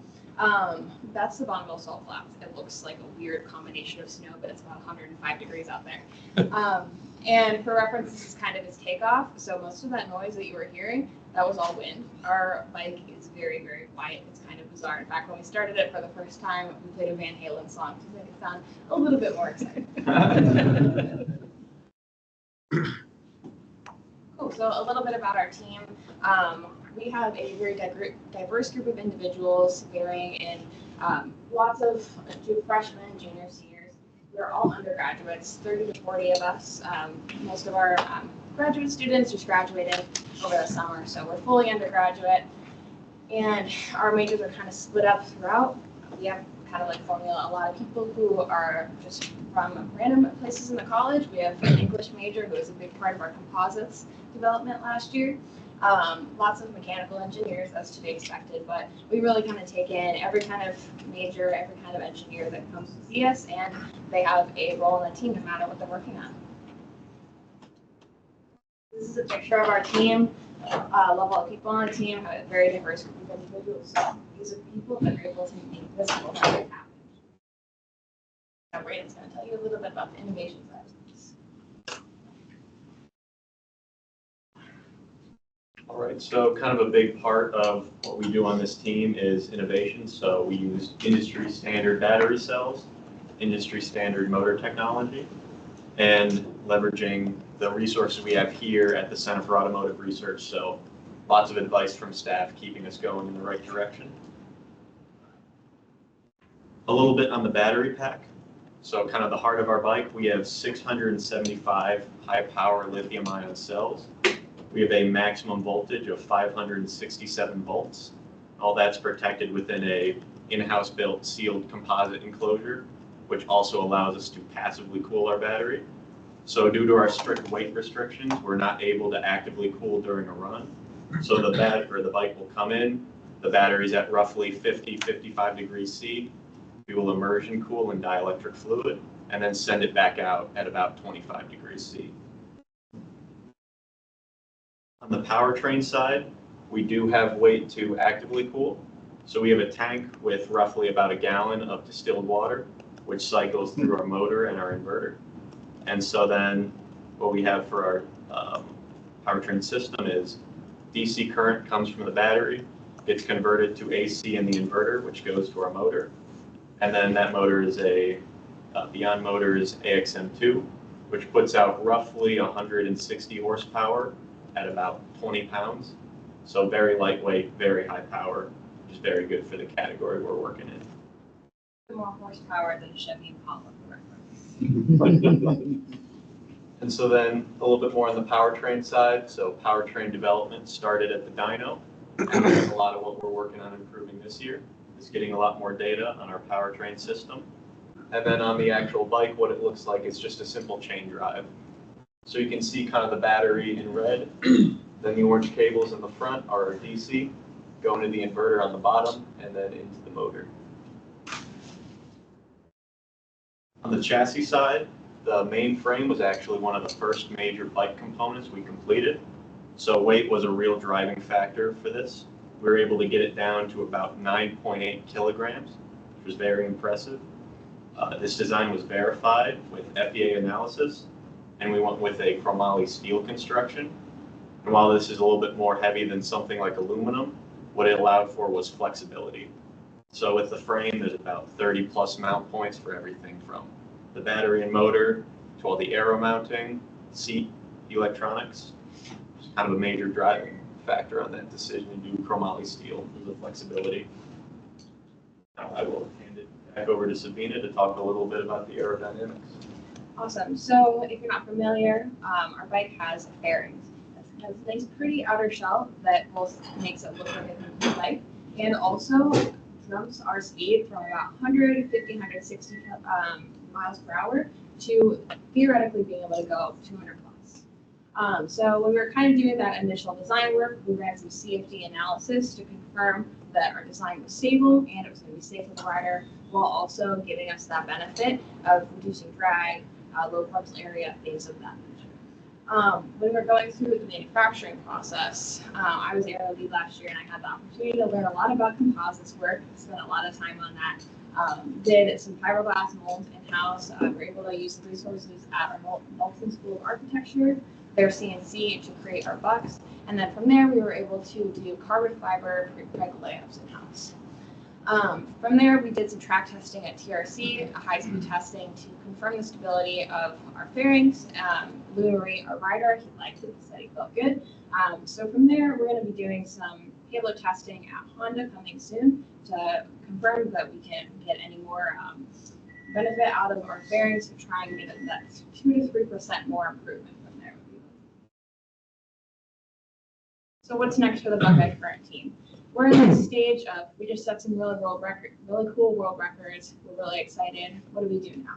So we are really valuing team skill development coming soon. I'm graduating this spring, Braden here is graduating next year. So passing on that knowledge and getting way more subject matter experts on our team is something we're really excited about this year, especially getting those new freshmen and sophomores to join the team up to speed. From there, we're going to do some chassis dyno work to confirm our chassis design and do some more Honda TRC testing to really test out our bike, not on the salt flats, but just kind of getting a lot more data to go from there. And then after that, what everyone wants to see, we're going to go 200 plus miles an hour, hopefully at the Bonneville Salt Flats next year, and break some more records.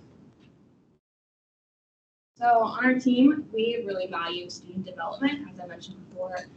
That kind of looks like is really valuing ownership of engineering projects for all of our team members. We are a really unique team in that our team kind of started when our members joined. So everything on the bike was designed from scratch by our students. A lot of us, myself included, didn't know a lot about motorcycles coming in. So being able to take ownership and see that full engineering design process happen from the initial brainstorming phase to seeing it on a little sketch on the back of the napkin to some CAD work to FDA and actually getting to fabricate in-house is something we really value on our team. And that can be seen in our team members going on to be engineers and have careers at some really advanced companies like Honda, Ford, General Motors, things like that. So we really value that professional outlet on our team and being able to take our engineering degrees full circle and into the professional world. So again, we wanted to thank all of our partners, our sponsors. Really, we could not have done that without them. Indian Motorcycle, Venturi Fox and Motors, and Harley Davidson. Really grateful for all the assistance that we had and really made this bike happen. And you're just as much a part of setting those world records as we are. Thank you. Does anyone have any questions for us?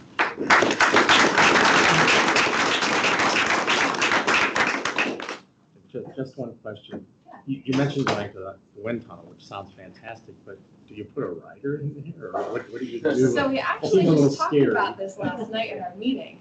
I think they're actually at the wind tunnel right now during this meeting, right? So we're out asking that exact question.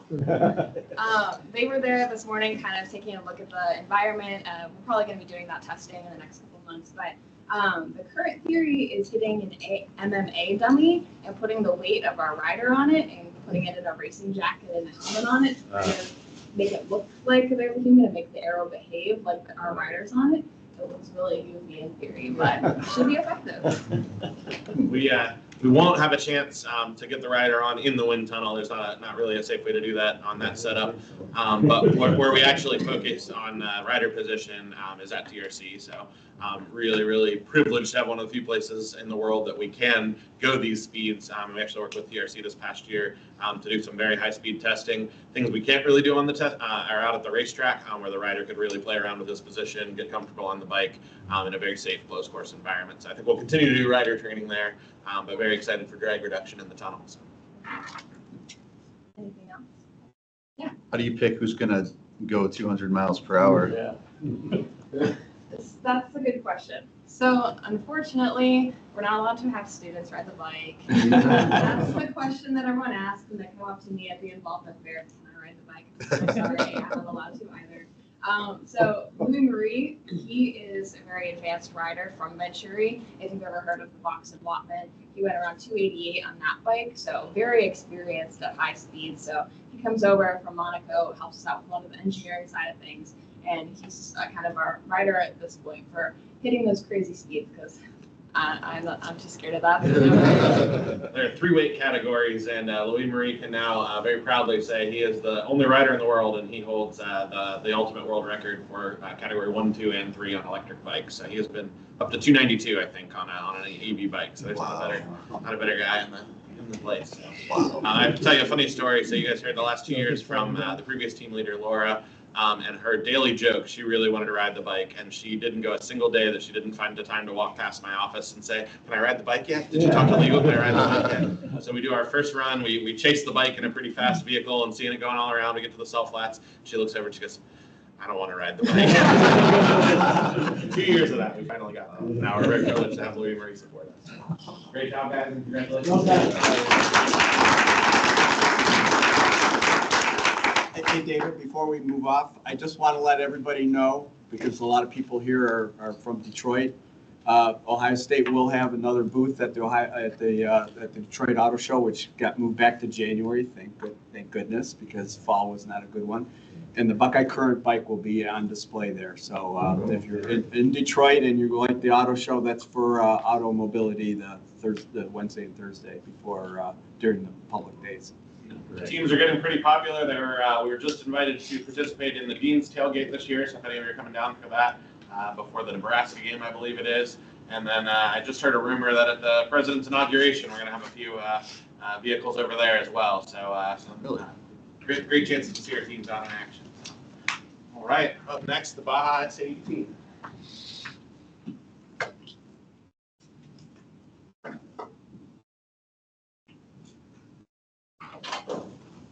Hey everyone, my name is William Braverman. I'm the team president of Baja this year. I'm Eddie Dominic, I'm the chief engineer.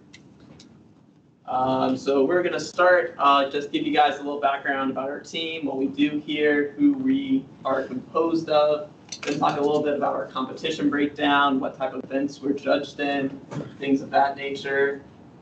Then talk about some of the recent competition results that we've done, and then some team goals, what we're trying to work for this year, in addition to some of the design pursuits that we're trying to add this year. And finally, just talk about the value that comes from our club and stuff that members get by being a part of our team. So first off, we have the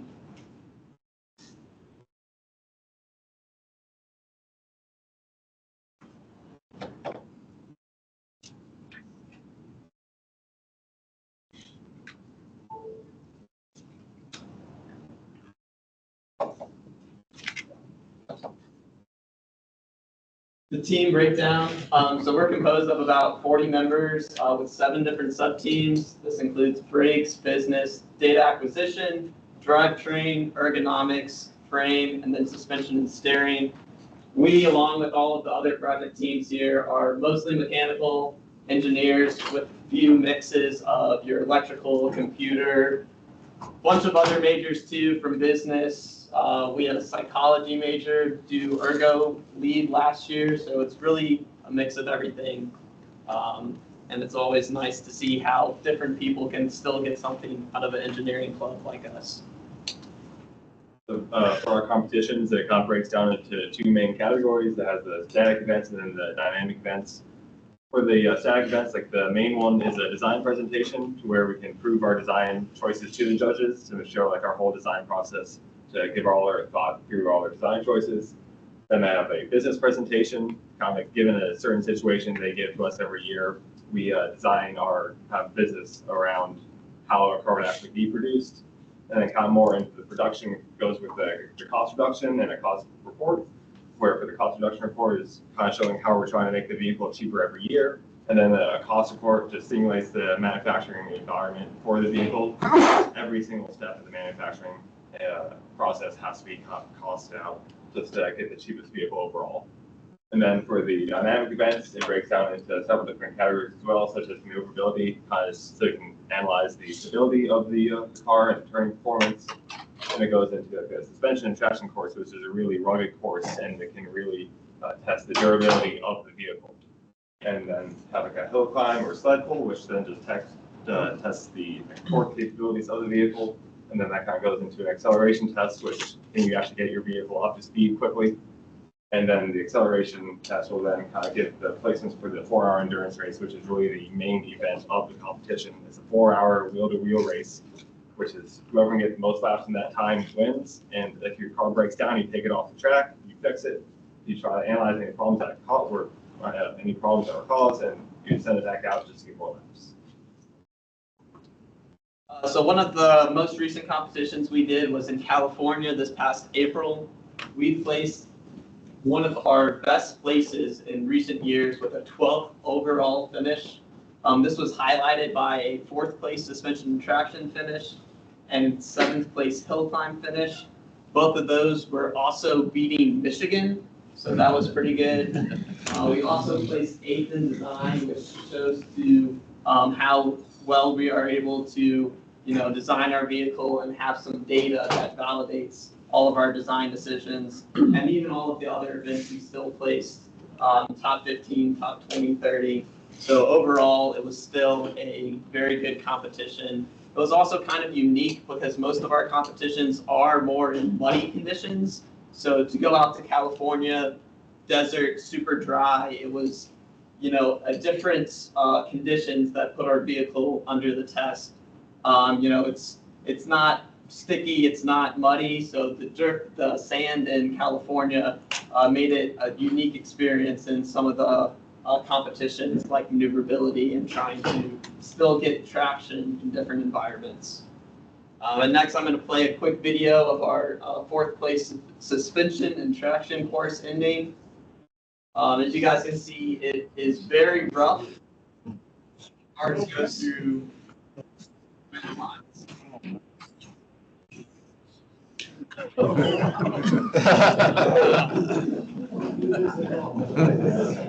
as you guys can see, the cars go through a lot and it succeeds a lot. There was only 10 teams or so that were actually able to finish this course completely, and we were one of those. So we were really proud that our car was able to, meet those expectations and complete the course as well as it did. And looking forward, we will have 2 competitions this year, one in Arizona in May and one in Maryland in June. We really like doing this 2 competitions this year because it allows us to compete in May, figure out what might need improving, where the limitations of our design was, and apply that to the second competition and see how we can improve on any areas that we might have overlooked in the design cycle.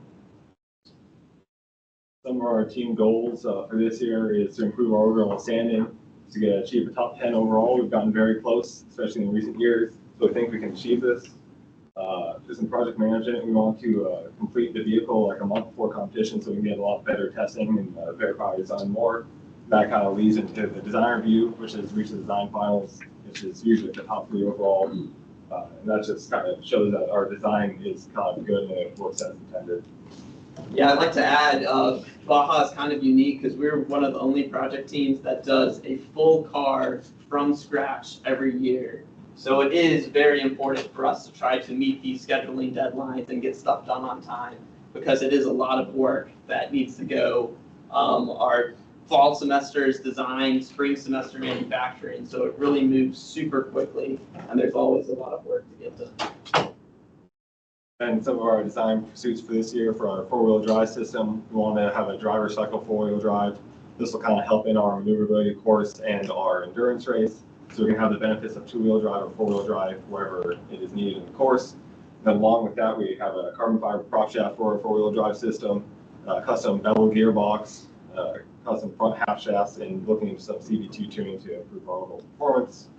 And another thing for our weight reduction is kind of to improve our performance on our acceleration tests. We want to get to around 420 pounds.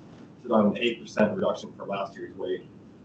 From this, we can look into our chassis, our tube sizing, our overall layout, reduce the half shaft design of our front axles, really take some weight out of those, some gear case lightweighting, and also some confidence in our load scenario so we can know exactly how strong each part needs to be. And then another important thing we want to improve is our roll angle, to get to like a 50-degree roll angle so we can get some more challenging obstacles we can get over easier. For this, we have a frame redesign that really allows us to repackage our entire system lower the driver position and decrease the engine height to have a better performing vehicle overall. A little bit about the value of the team that we get. One of the main benefits and what drew me to Baja was just being able to take some of that classroom knowledge and apply it to real world design problems. In the classroom, there's always, the answer key, the solutions, but the beauty of Baja is when stuff goes wrong, we don't know the answer. We have to go find it. So it's really useful to be able to get those experiences and situations where you have to think on your feet, you have to be calm under pressure. When stuff breaks down in our 4-hour endurance race, we are on the clock. So it is very important that we're able to think under pressure and make correct decisions. Additionally, it helps increase your knowledge breadth to just, experience different types of manufacturing and how the design process works for stuff. A lot of our manufacturing is in-house, and we do spend quite a lot of hours on the CNCs, on the mills, lathes, building all of our components. So it really does give our students, some of that hands-on opportunity to actually see how parts are made and how stuff integrates with other components. And then finally, the network from being a part of Baja. We have a vast sponsor alumni network that really makes it feel more like a family sometimes. Still asking out to alumni for help, advice, and being able to, just be a part of something bigger than ourselves, which is really useful, for development of future engineers. So, yeah. I would also like to thank some of our sponsors, and here's some of our info, but we really can't do it without all the support. There's a lot of processes that we are very appreciative of. So, yeah, that is all I have, and thank you guys for coming out.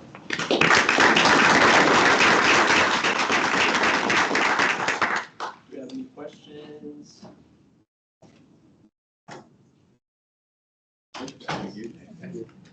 And they do get to drive their vehicle. Everyone gets to drive our car. Right. Talk to us about their year.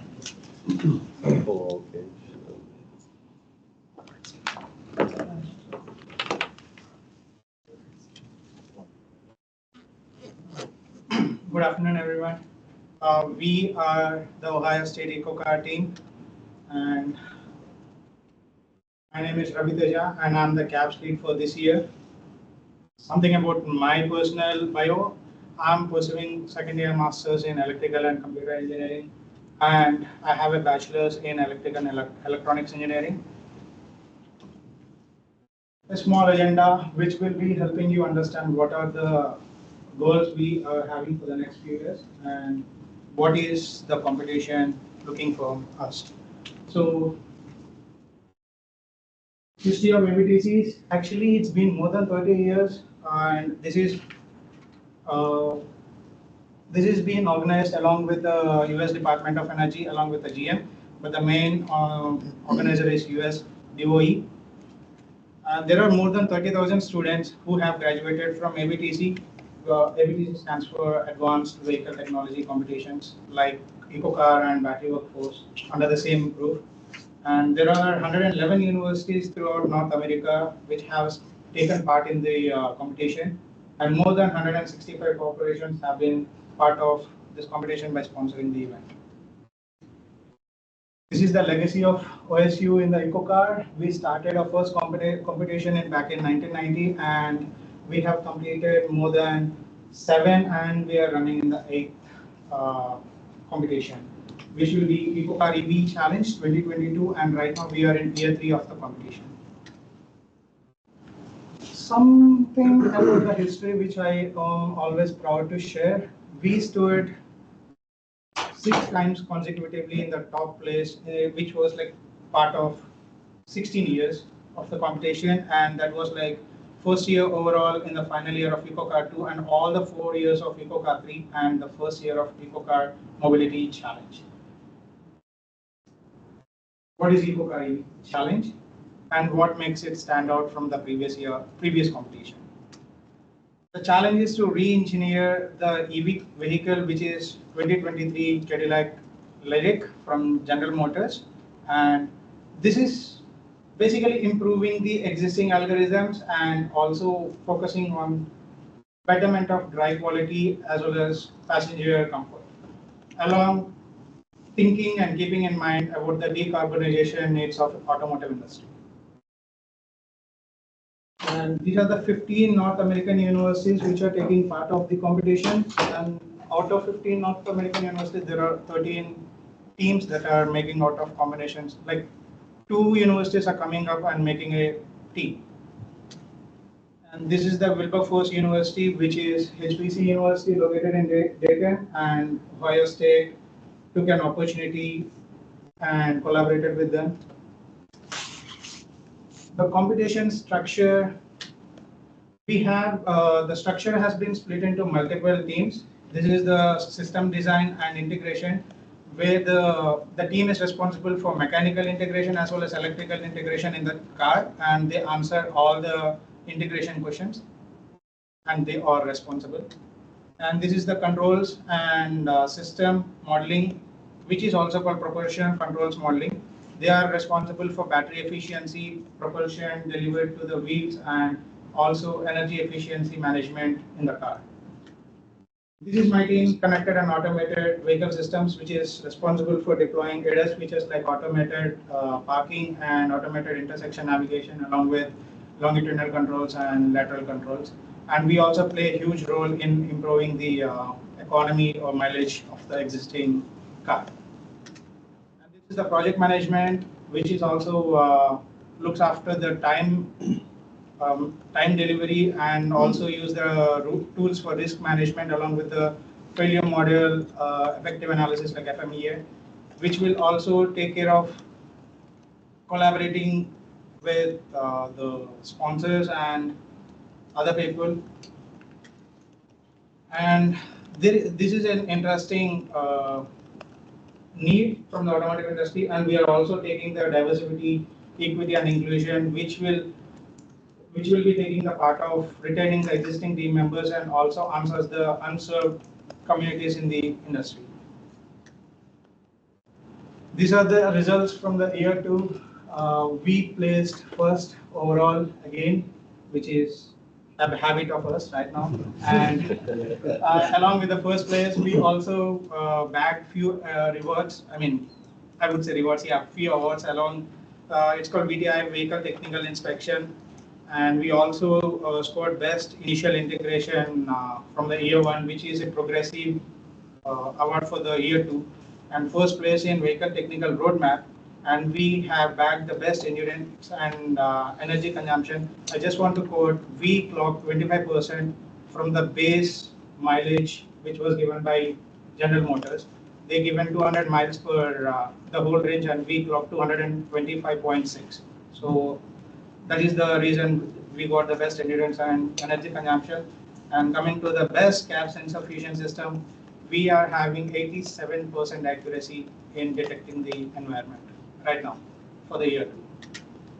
And moving on to the year 3 project scope, it is also, this year it is hugely distributed along 2 engineering departments. One is propulsion controls, and along with propulsion, cabs also will take a huge chunk. We'll talk about the propulsion system first. So the main goals are, we are planning to integrate the whole propulsion system in this in the car in this year, which will be like, we have an all-wheel drive system which will be working as all-wheel drive on demand. And when it comes to range, we will be using the front axle, and whenever it is an all-wheel drive, we will be using the rear-wheel drive in and out. So that makes us to utilize the battery and give the best mileage out. And by the way, we are using 100 Newton meter motor in the front and rear, so it is a good competition. And software and calibration maturity, it's a progressive competition. Year 1 is purely documentation, year 2 is some part of hardware, and so, most of the chunk is software. This year it's going to be purely hardware, where 10% of the part will be on the software. So we'll be giving out multiple motors in the drivetrain, which will also give us some errors. So our point is to give a calibration maturity for the existing technology from the year 2 and make it stand out in year 3 competition. And high efficiency energy management strategy is basically improving the 25% from year 2 and making it much better than year 2, and also aiming for less usage while the car runs. Including a multiple motor setup into the car, which also raises a question in different fault that occurs in the car whenever the car is running. So we are also planning for a fault mitigation strategy to give a better driver comfort for the person who is driving the car. This is the big chunk that our TCM leads are working on this for this year. Moving on to the gaps, we have 4 departments, 4 untouched tasks for this year, which is perception system design along with sensor fusion and vehicle controls and V2X technology. Perception system design is basically, we have a set of sensors which is called stock sensors, and we'll be implementing a new set of sensors on the car, which are LiDARs or radars, depends on the team. And we will be using that data to create a real-time environment for the car, so the car can understand wherever it is. And as I said earlier, we have a different set of sensors, so we'll be fusing all the tracks of data from the sensors output, and we'll be creating a real track for the car, so to make the dependency less on single sensor. Then it will also help us in object tracking as well as driver monitoring, which will be an far-fetched goal for this year, which is a driver monitor system. And that leads us to path planning and control. When we have the sensor fusion, it will be helping us to drive the car around the objects without hitting. That is our main goal, along with improvising the existing numbers. Path planning is basically used in automated intersection navigation for this year in terms of EcoCar Competition 2022 EV Challenge. And V2X technology, we are deploying the vehicle to anything technology to make sure that vehicle knows wherever it is going to avoid the traffic. And by planning ahead, it will also save time along with the consumption. And these are the small, sorry. This is a small overview for the year 3. We have a huge target, which is deadline by October 15, which is deploying ACC software to the hardware. And after that, we will be running few tests to make sure everything is working properly, and we'll submit the various to the competition and make sure we'll be setting the baseline for the year 3. After that, in the December 15th, we have a controls algorithm freeze from the propulsion side as well as the cabs system. And last year, we were the only team which was having a functional HMI, and this year we are planning to implement end-to-end HMI in the car. So that was one of the reason which was helping us to make work on HMI for this year. And in the next year, like the second part of the year, we have a baseline ACC track testing completely, and we will be also freezing the torque that's been distributed between the front axle and rear axle by the end of the February. Coming to the March, where the lateral features will be done in simulation, like lane keep assist or lane centering or auto park, depends on the competition requirements. And coming to the April, we have the drivability calibration freeze, where once we implement the lateral features, we will be having different set of calibration, which is also including the lateral controls. And in the May, which is also called competition month, we will be having the laser feature deployed to the hardware, and we have a functional DMS driver monitor system, which is standalone, which is not integrated with any of our other algorithms. Speak about what is the benefit that you get if you work with EcoCard. I'm sorry, I'm having a little stutter.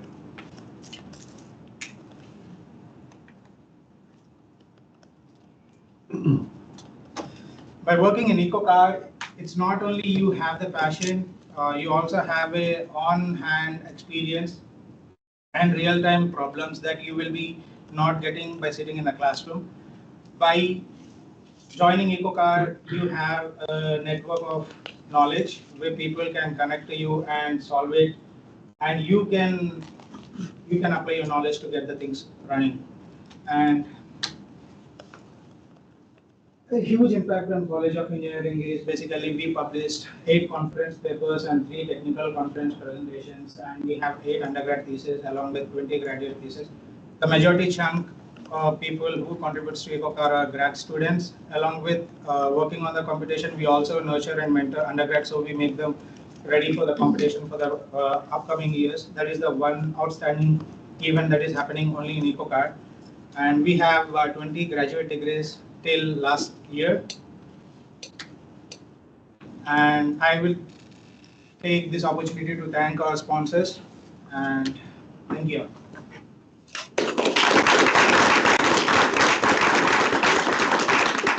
I'd be happy if you have any. Yeah, quick comment. Where is the team, the rest of the team right now? Because I would answer. you're the Lone Ranger today. Yes. I'm so happy. Our team is taking a participation at workshop at MathWorks, which is happening from the past 2 days. And we do have a motive. We don't need a team. We can have one person to kill the competition. So yeah, I'm here. Thank you, guys. Any questions? All right, well, thanks again. Thank you. Well So done. one funny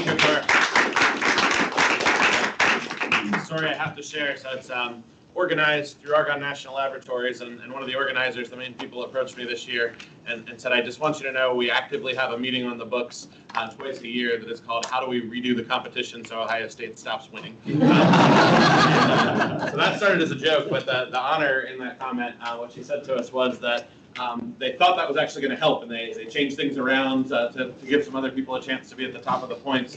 But what they found out is changing things was actually a disadvantage to the other teams. This team has become so well organized. She said, you're already doing all the things that we shifted to the other, so you were still on top because you were already set up. We could tell you the week before, and you could answer all of our questions because you're doing exactly what we want to see in these teams. So long legacy of success there, and very excited to see them continue. So. My job to wrap up here and get you onto the very important part of the day, lunch, but just wanted to recap and say couldn't be more proud of all the student teams.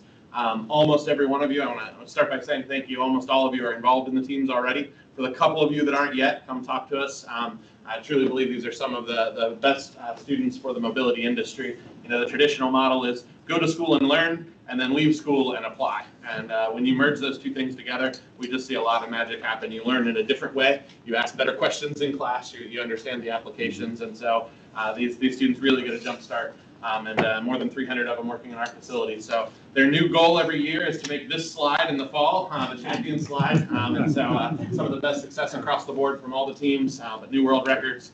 First and second place finishes at a national and international level. Really, really proud of the group. Thank you to all the sponsors. From the auto companies, from the foundation that you have within your businesses, the engineering groups, having the opportunity to go to one of the best test tracks in the world and validate these vehicles, really, really special experience for our students. And on their behalf, I say thank you to all of you. Also, thank you to the staff that support them, Max Wright and the team in the back building that keeps them safe, gives them advice, all the faculty advisors and the staff around Ohio State. Big thank you and good things to come. So, next meeting, you're going to hear a bit more about our facilities. This November, we will go in front of the Board of Trustees for final approval for groundbreaking on the building we've been talking about for laboratories for quite a few years now. But we hope at the April meeting, we'll have some really good news and some shovels in the ground in our new battery and fuel cell labs. That's also taking us to look at all that needs to change and will change within the student projects area. Very proud to announce we've just dedicated about 1,600 square feet to build a pack assembly area. We have so many battery packs being built in the building by the students, so we're really renovating some space with these student competitions in mind. So we'll have some cool news about that in the fall, and look forward to all of you helping us through that journey and continuing to support our students. So, one final announcement, a very important one for the day. A very neat recognition that we have, but almost exactly 25 years to the day, Dr. Giorgio Rizzoni was named director here at the Center for Automotive Research. So.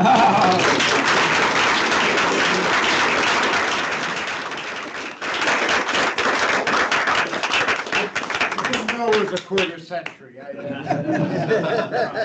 But then in that case, do me a favor, go back to the beginning of the EcoCar presentation. I'm gonna show you what I looked like 25 years ago. In the early picture where he's got all the old vehicles from the AVTCs. There you go, top left corner.